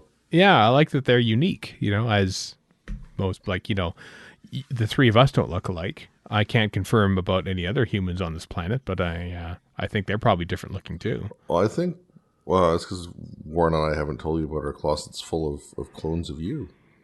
That's true. They're all dead, of course. The experiment was a complete disaster. Yeah, shame. Yeah. Now I'm stuck with all these Steven corpses. It's not ideal. Yeah. I like that they added tail wag too. They went out of town on this thing. They did. And Douglas Camfield wasn't happy with some of it. He said, we'll try and use as little as possible. Like, what are you doing? That's why it works. It's like Jaws. Yeah. Have you seen Invasion of the Dinosaurs? I mean, you have no idea how good you have it right now, Camfield. Think you know everything. He knew a lot. He did know a lot about Doctor Who and directing. Need to watch more of his other stuff. I know he directed the Sweetie or stuff like that, and I think some Avengers episodes too. But how tough is that to get a hold of, though? I mean, very difficult. I wish that BritBox, this episode brought to you by, but it's not brought to you by BritBox at all. I wish it was. I wish BritBox would expand and bring the. Yeah, if I have one complaint about BritBox, it's that they concentrate too much on the modern stuff, and I don't blame them because that's where most of their money's coming from. Like most people aren't like us, demanding like ancient stuff nobody wants to watch that we want to watch on a whim, maybe because we saw something else. So, I know. So it doesn't make any business sense for them to do it, but I just wish they would anyway. It seems to be like, this is the perfect place to put such things. Okay, we're probably not going to sell 1 billion DVD box sets of The Sweeney. Hey, why don't we just pop it on BritBox, You never know. You might. Or, stuff like the Sandbaggers, which we just kind of fell into. My God. There's probably other stuff in there. I've been dipping into other archival things just to see, but nothing has the sweet, sweet bite of the Sandbaggers. No, the Sandbaggers is my favorite TV series of 2018. My favorite news series of 2018, I should say.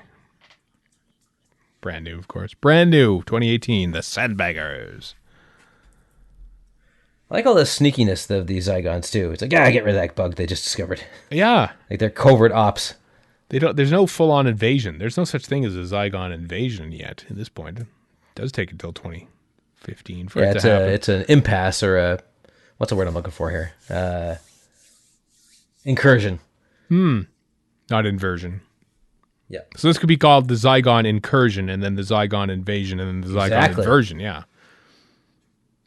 Is he actually doing semaphore? Canon accepted. Yeah. Or is he just waving his hat when he was doing that? I can't tell. He's just waving his hat. Yeah. This road looks poorly tended. Well, it is Scotland. It's not Scotland, but I think we're in Sussex. That's where they shot this. In fake Scotland. Scotland Junior? Yes, Scotland Junior, yes. That's the Isle of Man. The cyborgs. What's that, Isle of Man? Yeah, that's Scotland Junior. Oh, whoa. Careful now. Let's not do this, Warren. You already called Scots that weren't Brits, so you should just be careful. That's true. I am terrible. That's a bottle shot, I'll bet, and I didn't really realize it until this very moment. No, me neither. No. Such was I learned. Castle. Mm-hmm. The Duke of Folagale himself.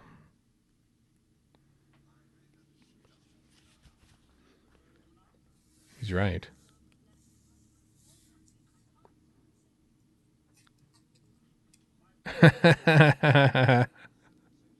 He's making fun of him. Mockery. He's basically talking about Doctor Who fans there. My family has served for 70 years. That doesn't seem to make much difference now, does it? No, it doesn't. You and your 70 years of Doctor Who lore.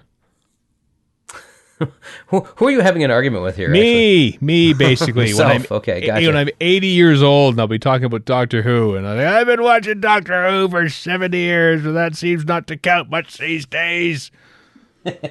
And people always ask, just take your medicine, would you please? Yes, we know Doctor Who existed. Thank you very much. Oh, Mr. Shapansky has been into the Doctor Who again. Yeah. I thought you hid the Blu-rays. Which you will drink as a supplement. Mm-hmm. That's how you'll watch it, because it's the future after all. It'll be in pill form by that point. Yep. That is an obvious bug. Look at this thing. Look at the bug eyes on this thing. When it moves. Those are almost googly. Those are sub-googly. Well, then he freaks out. Could you imagine actually being the character and they've been searching for bugs and stuff, and then that moves this crap. Staring at the thing is very Lynchian. Mm-hmm. You can almost hear weird sounds underneath. Well, you did hear weird sounds in the form of a score by Jeffrey Burgon. Are you a party to him? This militaristic nonsense. He puts his hat on the suit of armor. I never realized that suits of armor actually existed in these old masks. I thought they were just the purview of Scooby-Doo. Nope. That's where ghosts hide.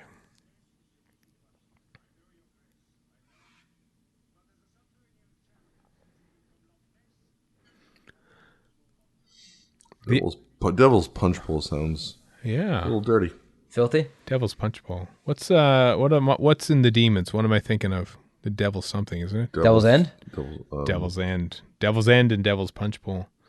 I'm just fascinated by the concept of a subterranean river. A river underground. Like the Fleet? Like the Fleet. I know it's underground. Like, I just what this? That just seems very bizarre to me and fascinating. An underground river. You're all utterly unhinged. This guy's got the best lines. Aliens.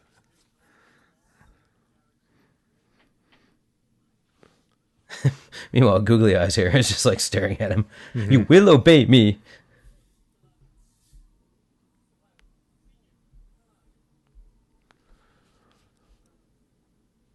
Why would the nurse show up?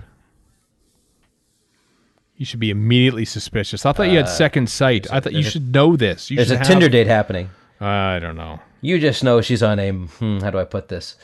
Sterner version of Tinder.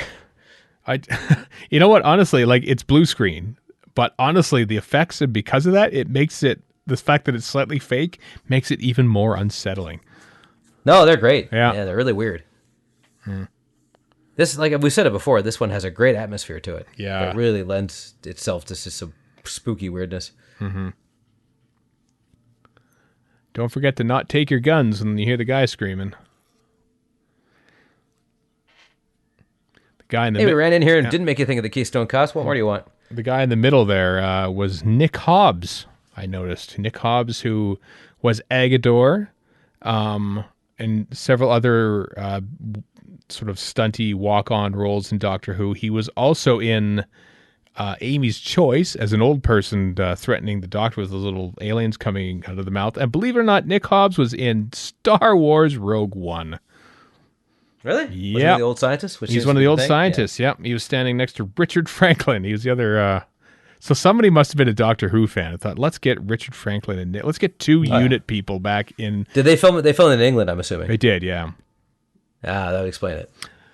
It's almost a tradition, isn't it? I think maybe that was. Well, did they shoot Force Awakens and Last Jedi and Rise of the Skywalker in England too? Because they shot some of Force Awakens at Pinewood.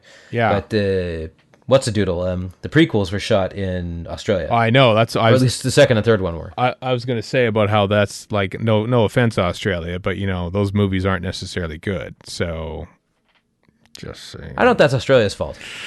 Is it though? Is it? Not really. No. I don't know.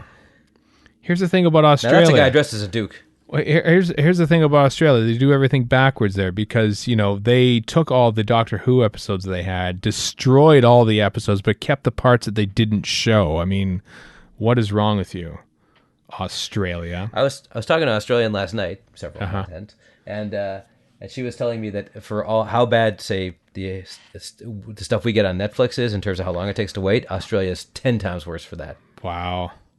Everything takes forever to get to Australia. Yeah, that's too bad. No offense, Australia. I still like you. I still love the show The Girl from Tomorrow from the early 90s.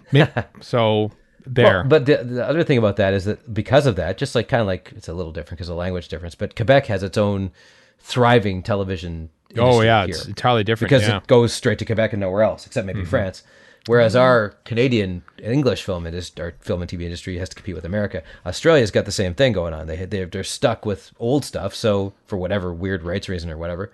So as a result, they have their own thing going on to an extent. Mm-hmm. They have a lot of British import stuff too. Yeah, that too. Yeah. It's like my bookcase. You know, without the books, of course. It's all filled with Lego, but... Disgusting. How dare you? I keep buying bookcases. It's an addiction. That I flaunt. For actual books or for dollies? No, for actual books. The dollies are all in one room, although it's getting a bit out of control, frankly. Well, I know they used to live on a table, the dollies. Do they live on a bookshelf or something? No, they were on a shelf. It was just a smaller shelf. Oh, well, expand, man. Well, there's room for one more small shelf, maybe. We'll see. Yeah, okay, well. Well, I'm coming to visit for the first time ever, Warren, later on this year. So if you want any help in the reorganization and redecoration, you just let me know, okay? I don't want you going anywhere near my DVDs because then you organize them. As opposed to the you don't even have them all anyway. What's the point? What is the point in organizing something that's not even complete? Oof. Well, then. Dead. Ouch. Yeah. She does look very creepy and alien. She does a very good performance here. That's like... I don't like her. I'm scared. Doctor, can I see a different nurse, please? Also, is that... I wonder what she was in before this. Like, I bet you she was... Oh. She looks like she was probably a fairly semi-big deal. I don't know for a fact. You're just making that up, aren't you? Yeah, I am, pretty much. But she also doesn't look like she came out of nowhere either. Well, that's the thing. I have no idea what the thing is, but... Well, let's look at her IMDb. Well, we're going to. We're going to Lilius Walker be her name. 7th of her name. What'd you find out? Anything? Nothing. I haven't gotten there yet. Oh, well, what are we doing? That's a nice set, by the way. Lilius. How do you say it? Lilius? Lilius Walker. Lilius Walker. All right.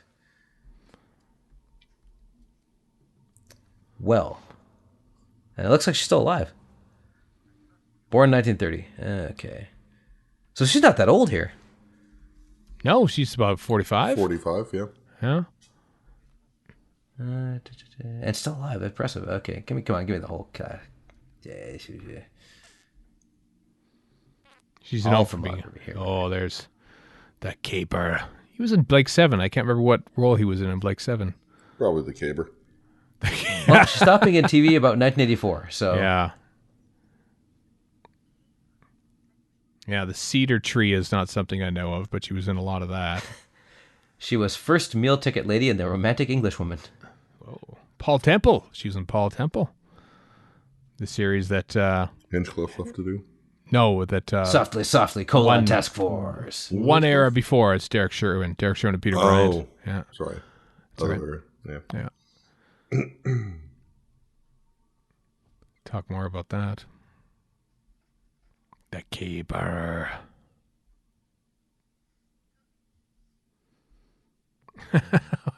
Just the amount of awkward silence in this scene. Yeah, sorry about that. But no, in this scene, No, in this on the scene show. here. Yeah, In the scene, yes. Yeah. She's been that's very nice. Yeah. She's been in a lot of stuff, but it was all like, sort of secondary roles on British TV, I think, like just sort of play of the day kind of stuff. Right. What was Robert Russell in here? Blake 7. Season Cygnus Alpha. Cygnus Alpha. Which one was that? I don't know why I'm asking you two. You've never seen the show before. Yes, I've watched it all. I know, I'm kidding. As I keep having to say, apparently. That's the joke. That's the joke this time around. I finally realized I've watched about half of the first season now. Yeah. Have you now? But then I got distracted by Deep Space Nine. Yeah. And there's a lot more of Deep And The Space Boys Nine. and Expanse. I'm mid fourth season of Deep Space Nine. Okay, so halfway through. This is some great acting by Liz Sladen. Her exploration of the spaceship here, like it's all. Oh, we don't get to see it. I'll carry on my thoughts when the scene picks up. Country File, brought to you by. I think that's blue screen. That's a blue screen shot, and you cannot tell because the lighting is that's low. good. Yeah. You can tell. Well, not You can immediately. see the outline. But at least she's not brightly lit. Like it's rare to have a blue screen shot that is well lit. It's usually Yeah, it's the compositing is okay. Yeah. Yeah, it's There's some good green here too. It is. I love this. I love this bit of action. I bet you this is all worked out in rehearsal too. Because she thinks that someone's coming through the door, and then like all without dialogue. Oh, boom! She's adapted. Okay, It does reinforce how weird this ship is. it is. And then, yeah, she's still learning the ropes on the door. Okay, I think I know how this works now. Steps up confidently to it. Boom. Watch it go down. And then, there. Okay. I love it. I love that scene so much. Wordlessly played by Liz Sladen. I wonder if that was like, but besides the fact that it works, I wonder if how much of that was actually just time filler. That's kind of probably, yeah. But honestly, I think it probably just came out with... Oh, no, it totally adds Yeah. to it. Yeah, I agree. But in the rehearsal, I bet. I can't imagine that was... Maybe it was scripted. I could be wrong, but... It just feels like Liz Sladen is such a natural performer anyway that I believe her in anything she does.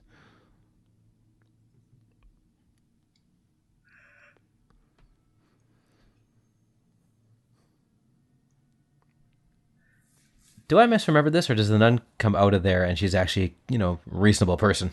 Yes. Not this stern type, because that's all Zygon. That's She's not a four. nun, but yes. She's a nurse. Yeah. They really pull off the shape-shifting stuff here. They do or they You don't? just kind of buy it, even though it's a bit silly. You still kind of buy it. Mm-hmm. So a clown pops up and goes, eh.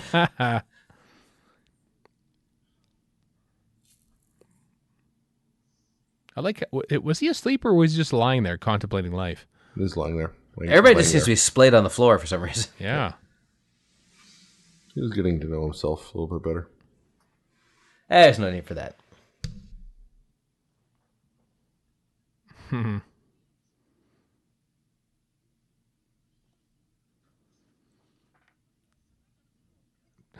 Old girl. Yeah, there you go. So good old-fashioned sexism saves the day.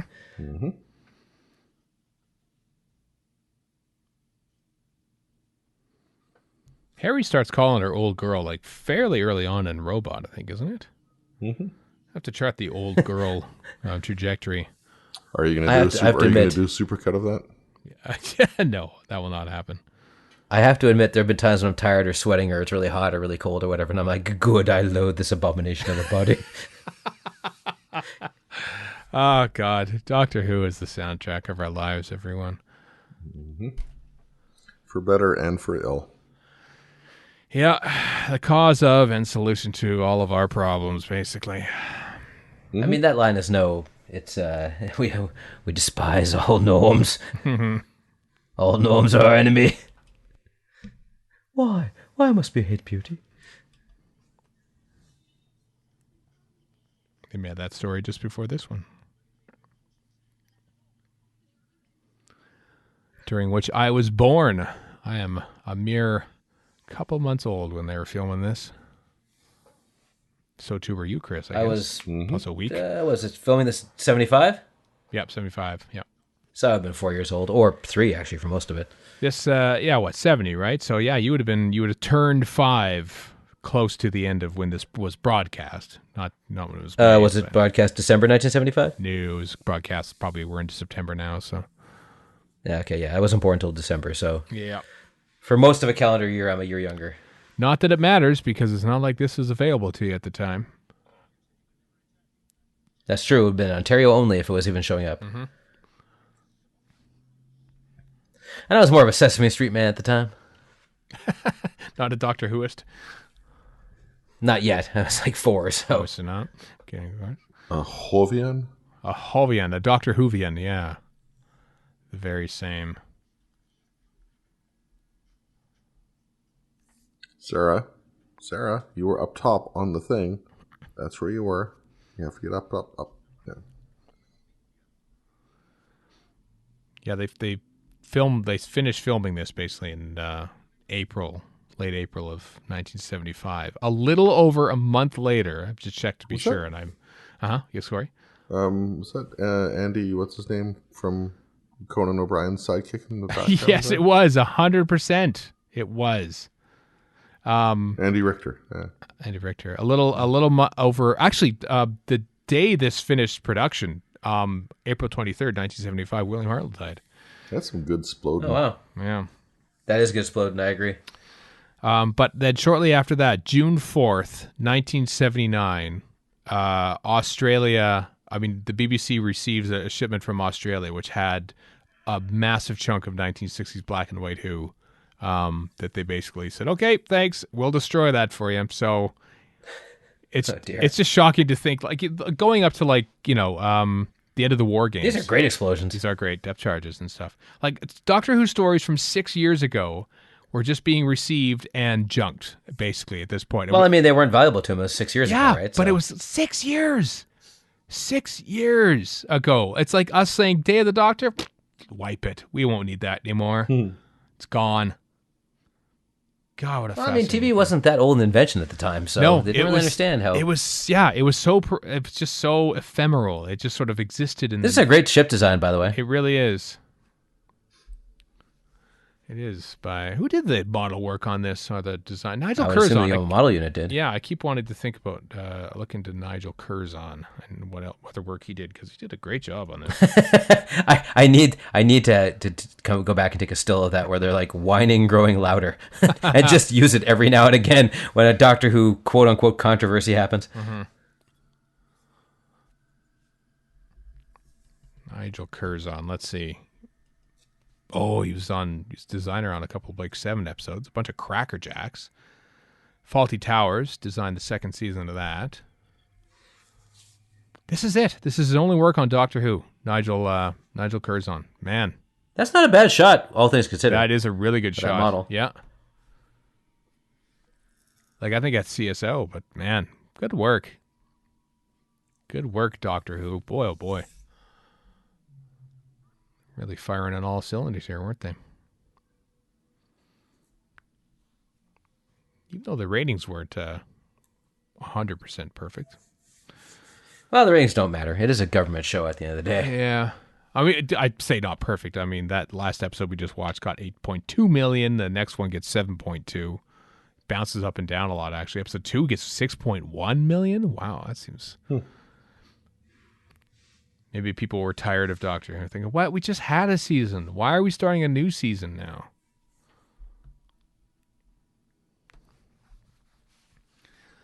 Wonder if Nigel Curzon is related to Jill Curzon from Dalek's Invasion Earth 2150 fame. Who knows? Anyway. Related to Or Curzon Dax. Curzon Dax, yeah. Curzon Dax, that was it. All right, one episode. We're having fun here. We're having fun here with the... It's going by remarkably quickly. I know. Get inside baseball, everyone. This is our 3rd recording of this day. This has been a full day's work here at Radio Free Skaro Studios. A whole shift. Yeah, it was a whole shift, essentially. So, but we're getting towards the end. Here we go. Terror of the Zygons, episode 4 in 3, 2, 1, play. Or is it part 4? I can't remember if I've been saying this wrong. I think it's part 4. This is a vitally important thing to get right. It is. Well, it changed throughout the course of the history of the show, whether part 1 or episode 1. Pertwee is episodes, I'm pretty sure. Troughton was certainly episodes. Didn't it change in season 11? This season? Once they changed from episodes to parts, the show lost me. Yeah, it is part 4. When did it change? I know there's a website. There's a website somewhere that is chronicle this. It might say it in the Who Graphica, actually, which is a great book you should pick up. It might say it there. But I don't have it at hand, so we'll just have to keep going. Probably Wikipedia has. I can't give up on this, so I have to look it up now. Pushed him over. There's some serious Zygon brutality here. Mm-hmm. Or Brotonality. No, it didn't work. I like how they walk around bellies out. It reminds me of in Beijing when it gets hot. Old men will just roll up their undershirts to expose their belly, and it's called amongst the expats belly season. Oh, is that? And that's what these guys remind me of, belly season. I'm not making that up. I remember seeing an article headline. I didn't read it. It's basically the Chinese bikini or something like that. I can't remember what it was called. It was some derogatory term, but and it's all middle-aged old men or middle-aged two old men. Mm. All right, so starting with the Savages, because yes, I am looking this up. Good Lord, man, come on! Which is the first story without individual episode titles. It was see where Brigadier goes Greyhound to trap one, alert to all stations. He's talking about you doing this right now. He was it was episode all the way up until, of course, the Ice Warriors, which famously just had 1, 2, 3, 4 in big giant cap letters. But then it resumed the episode. Use all the way up until the end of the Troughton era, and then once we get into Pertwee, it's all episodes. Season 11. Yeah, it is. I was season right. 11. I was right. You were right. Season 11. Yeah. Wow, I have cookies for you both. Yeah. Well, because they got a new title sequence, so they thought, let's do it. Let's do it up. Let's change it up. Call it parts. We never call it episodes. We call it parts. It's 1973, man. There's no time for saying all the episode. There's no time for that.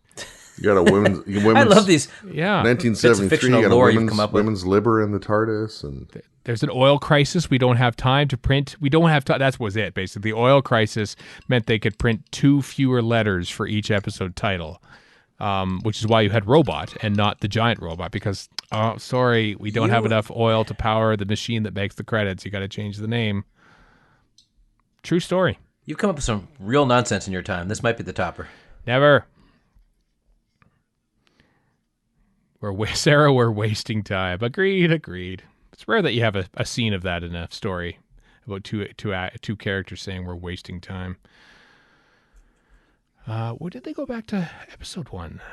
I think it They stayed that didn't. way for it stayed that way for the It rest stayed of the part time. until the end of McCoy. That's fascinating.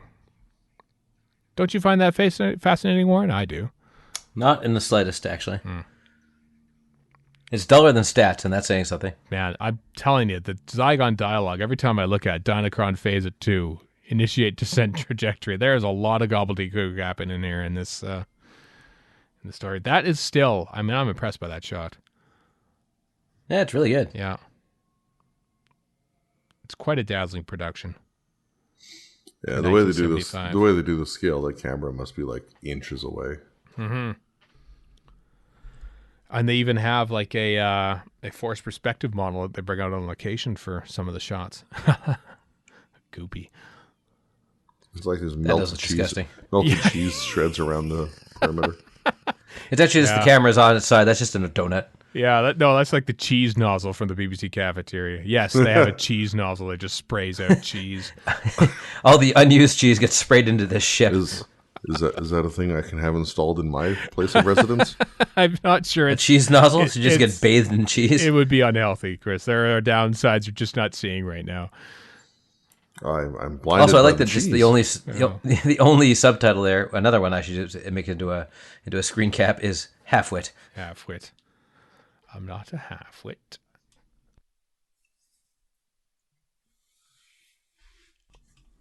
Mr. Benton. He was, what was he?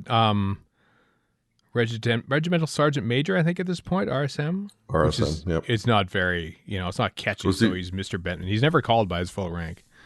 Well, he's definitely RSM in Robot. Android Vision. Is he as a robot? Yeah, it's promoted to Robot, yep. Okay. Tell Sarah See, about I hear RSM and I think Royal Space Marine from Warhammer. Royal Space Marine. I never noticed this before. Broton is standing with his hands behind his back like a typical...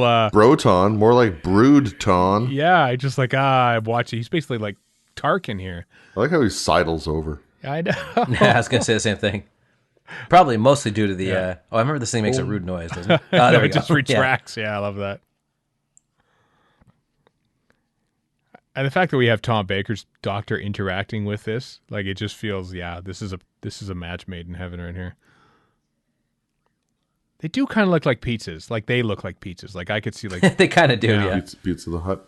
I am, Here comes some blue screen coming up here. Whoa. Like that's freaky. I don't know how they do that effect. That is pretty cool. Yeah. Like, I'm not sure that's all that much better or worse than the morph they used in Day of the Doctor. Like, it's still cool. It's just different. I thought it was gross. The spitting of the goo is what made me go, ugh. I thought that was cool. I thought that was a bit was a nice horror touch. It was gross. So they stopped that in the later Zygon 2-parter, but good old John Woodnut, his third of 4 appearances in Doctor Who. It's the only time he plays the villain, actually. I think. Like the Also, proper when he villain. turns into Corgil, or what the hell his name is here, Forgil, Forgil. he pulls some gloves out of his pocket. That's actually part of his skin. Like, gross. It's a good point, actually. It yeah. would be, wouldn't it? Yeah. Ew. So Spearhead, Frontier, this. What was the fourth one? Keeper of Draken. Oh, of course. Yeah. Yeah. Right. He played one of the council type people. He did. He was the first one that got killed by Melkur. Winky gives him. Yeah. Isn't they in the planet big enough? The mean temperature raised several degrees. Aha! I see your game, and we are approaching end game now of the Zygon plot. I do love the is it a bit large for about 6 of you? Such a commentary on BBC budgets.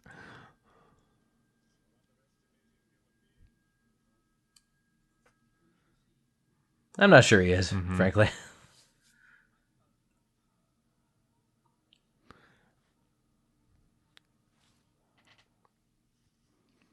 Ooh, chocolate. If that's 1970s British chocolate, it is of no good That is- consistency whatsoever. That does look like a ration chocolate, full on like the war is over for 30 years here, or 40, depending on your Well, dating protocol. units budget only lets them buy MREs from World War II. They're just cleaning out a disused railway Warehouse. station. Yeah, that's basically it. Yeah, they were going to send them overseas in case. They've got their own Amazon warehouse of. There's really good character banter in this, like just back and forth. It always seems a little forced in other ones, but all the blizblaz is pretty natural here. There, that little stuff there where Liz just sort of like quickly, oh, well. Oh yeah, the female prime minister thing. Oh yeah, this is it, isn't it? Yeah. Yeah. Thatcher had. When did Thatcher become PC leader? Progressive Conservatives, Tory leader. 78, I think. No. 77? She became prime minister in 79, but she. Oh yeah, you're right. Had Okay. become the Tory leader, taking over. I watched the Thatcher documentary. That's why it's close to mind. Because yes, dear people in England, this is how we learn things. We watch documentaries because we didn't live through. Leader of the opposition. She was in February, so like very recently, actually, February of 75. She took over as the leader of the Tories from Okay. I think Harold Wilson or Edward Heath rather. Yeah.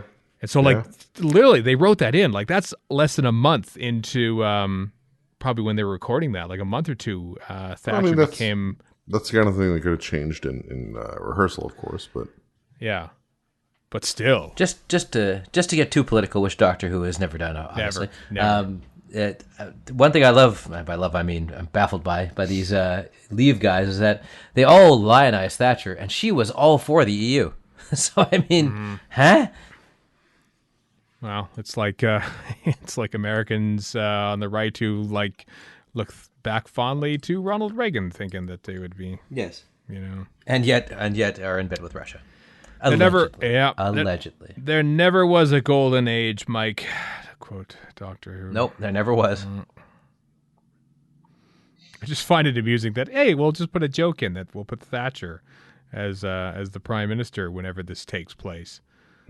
Yeah, well, here we are. Yeah. So the two prime ministers that preceded Thatcher were Wilson and Heath, made famous by Taxman by George Harrison. Yeah, James. Yes, and not by their actual ascension to prime ministership. James Precisely. Callaghan. Because they weren't yet the, prime minister when Harrison wrote the song. Yeah.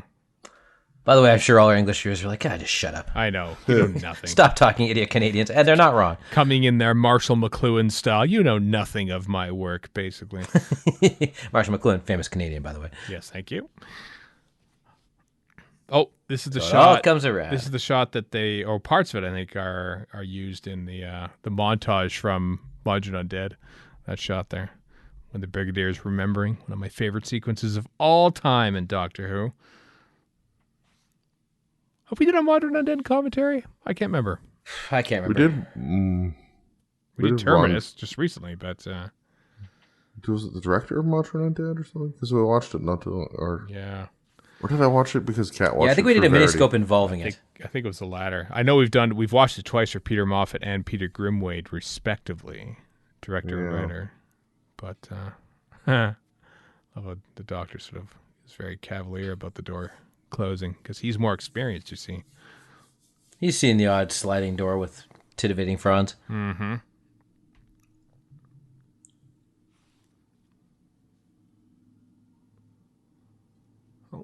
What's the hand up? Like, are they hail a fellow well meting in the afterlife? What's going on here? Are they all going to go they were all in mid-high five when they were captured? Hail fellow well meting is one of my favorite archaic greetings that I never get to use.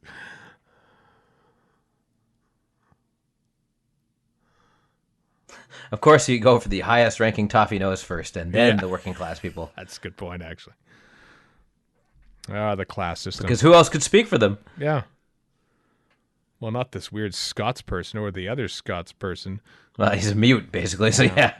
He did say a few words, did the caber.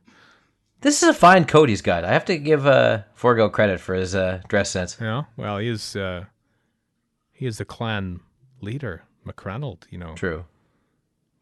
He's got a big castle for crying out loud. Of course he's got a nice coat. He kind of, I don't know, anytime I see someone dressed just like that, I just think of people from the Sandbaggers, basically. This looks more like the Avengers. With the hat? Yeah, See, the hat is basically... That's a forced perspective shot there. That's just a model sitting in front of the camera. That's great. Yeah. Sometimes the simplest stuff is the best. He really is. I mean, this is like Lord of the Rings with the bigatures compared to all the the crap 3D simplest stuff or the nonsense. syphilis stuff? That's Simplest, you fiend. Yeah, Oh, I heard syphilis stuff syphilis. often not the best. Of course you did. You're really reaching, Chris, I have to tell you. I've got long arms. It's okay. Yeah, it's been a long day, everyone. Long day of exactly this. Well, it's Everybody been a back in long your day. terror pod. Terror pod, It's been yes. a long- This has been an unending nightmare, but go back been a inside and long hide day. while these confused-looking monsters walk by. Fingers crossed. It's almost like Dalek suckers there in a way. When those Zygons walk by, it's like they just came out of a budget meeting. They're like, oh, man, how do we justify this? That should have been an email. What are we doing here? Oh. Oh God, it's like real life. Yep. Zygons, they're just like us. Well, Literally, 'cause they Broton, the middle mimic us. management Zygon. Exactly. Which is something I just came up with. I love how that set really shook, but for some reason it feels like believable because it's organic. You know what I mean? Yeah, it does feel more solid. Yeah. No, well, it's organic, so of course it would jiggle a little bit. I mean, Yeah, I suppose. we'll work around the fact that the set's falling apart, chucks to the side. See if I directed Anybody this, knows what this is. if I directed this Anarchy in the UK, it'd be playing right now. As a, Yeah, or Immigrant Song. This is like Family of Blood, where he stumbles in and goes, I don't know what I'm doing. Cling, clang, cling, clang, cling. I love the Cavalier bit here. It just leads. Oh, by the way, we've got 60 seconds before the whole ship blows up. Reminds me of his later line, gentlemen, I have news for you. This lighthouse is under attack. My morning wood might all be dead. Tom Baker. Why would the self-destructor be the single biggest panel with the most parts on it? I know. Like, honestly, that's Easiest to fall on. Yeah. Trip. Oops. Oh, you did it again. This is our 7th ship this month, Broton. Oh. I could justify it in the report. Yeah. There you go. It's just a line item. Yeah.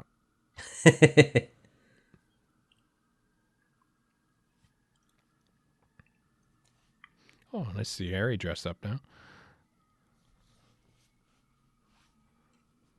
Blow it up. Blow it all up. I always liked how different Tom Baker's hair looks with the hat off, like in the wind when it's on film. Boom. What a great blow up. That was awesome. She blowed up real good. Blowing up stuff. Nose right in the sand. Wow.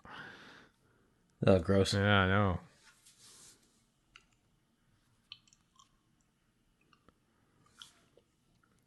This is upcoming here is one of the weakest bits of transition, though. I find it's so ridiculous.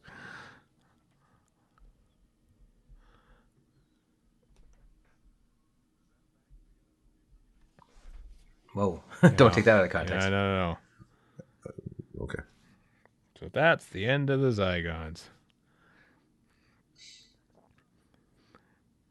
This part of the whole thing just feels like an add-on. It does, actually, yeah. It's like bonus material. But then this. I've just remembered when I spoke to PM. There's a big giant peace conference. That's right. And then this, There's always a peace conference. Yeah, and then there's an energy conference full of. This is the bit that I find still stupid to this day. You need to pass. They thinking, how do we get into this thing? And then Sarah says it.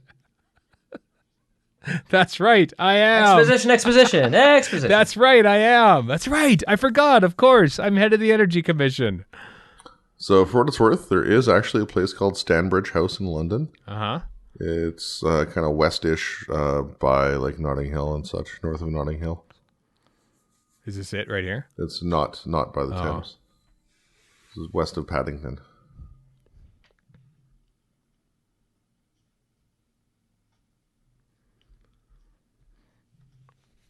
So it's probably, this is where the show gets a little bit silly. The last 6 minutes, basically. The rest of it's good So enough. did You can Broton forgive- just give a speech? Like, as what's his name? Yeah, I don't know what he's doing there. I don't know what his plan. Oh, I think it's maybe to blow it up, obviously, because then he's gonna. We've been on that bridge. Us and no one else.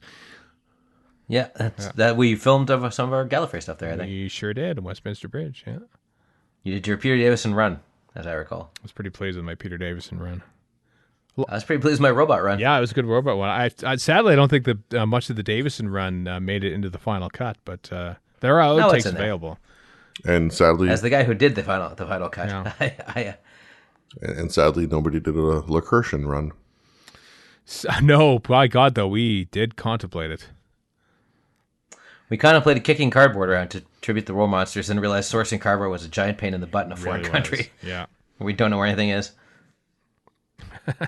I like that line. I like that it makes the doctor laugh, too. Somebody should tell the Energy Congress. It is funny. It is. Doctor Who, this is it. This is like the team now. Because we're going to say goodbye to Harry in a rather perfunctory way. Who's thinking?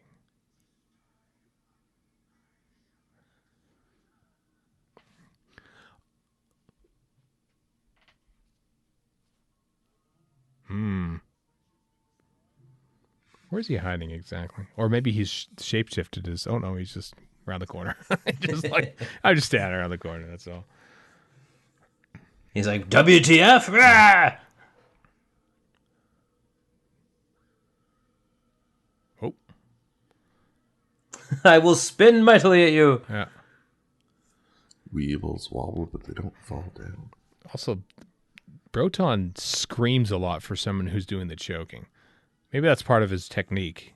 More or less giving. Maybe it's part of his kink. It's a massage more than anything. Yeah, it's a Patrick Bateman style thing.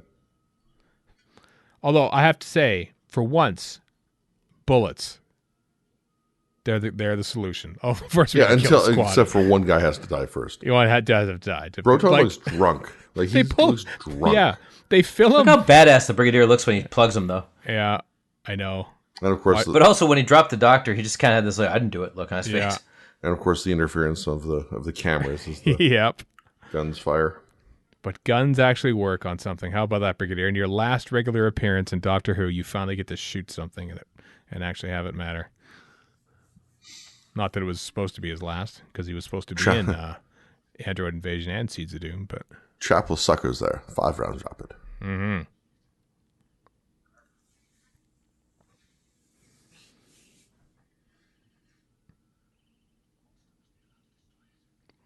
Not sure. Oh, because then the monster would be able to eat it. I understand. Although, would he really, though?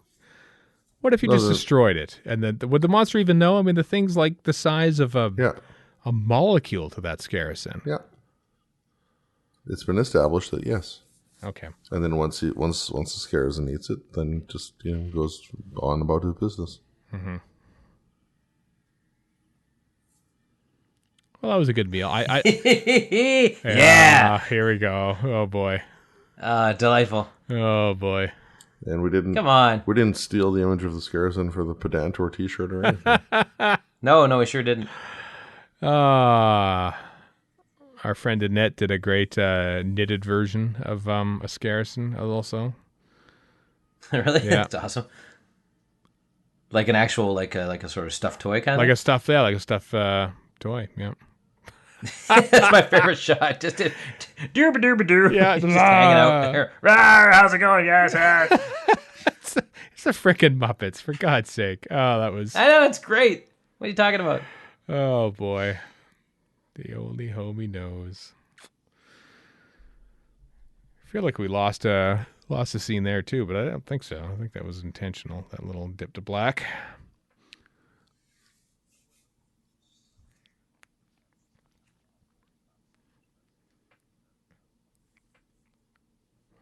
I'm glad that they didn't... I love that answer. Yes, quite. Quite. It does seem like Neil Burnside's father-in-law there. Yes, quite. He does a little bit, yeah. Or one of my favorite lines from Sexy Beast. So, men or women? And then another posh guy goes, well, quite. Yes. It's just the best answer ever. It's played by James Fox, who played... who did James Fox play in the McGann Shot-Up? He was in that anyway. So yes, there's a Sexy Beast link to Doctor Who, because of course there is. There you go.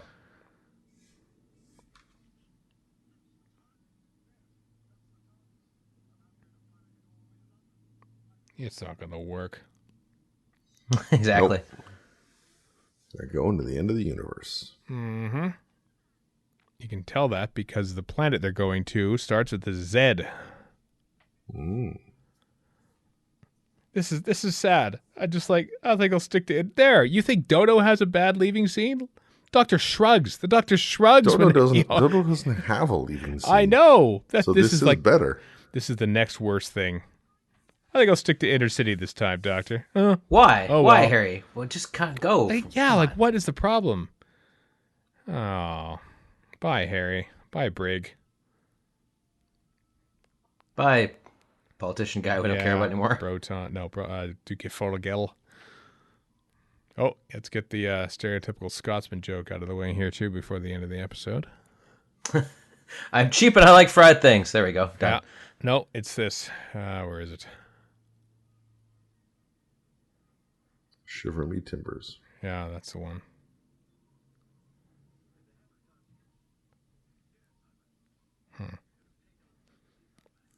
Boo. Scotsmen are cheap, you see. That's the joke. I get it. But this guy's also a toffee nose type, even if he is Scot. He is. Oh, yes. He's never... Listen, he didn't get that big giant castle writing a bunch of checks, all right?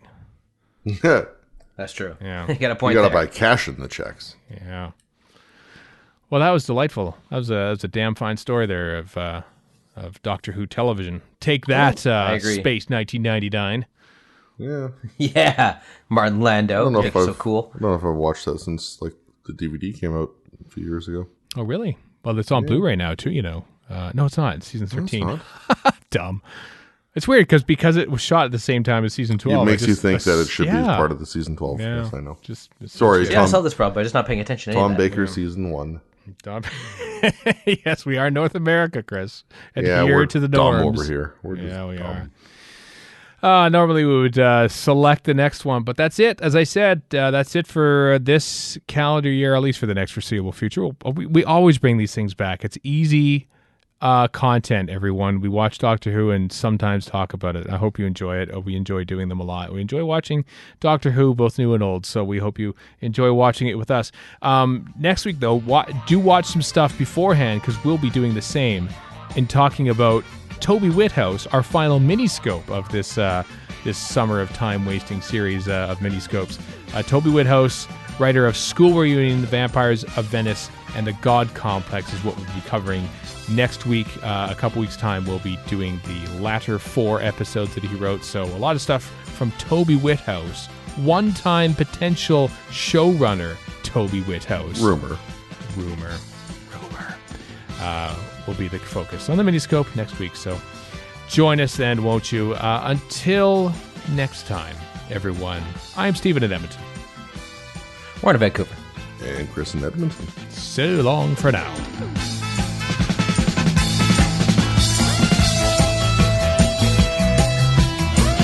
You've been listening to Radio Free Skaro. Find us online at radiofreeskaro.com. Follow us on Twitter and Tumblr at Radio Free Skaro. Subscribe to us on iTunes and donate to the show at patreon.com/Radio Free Skaro. Thank you.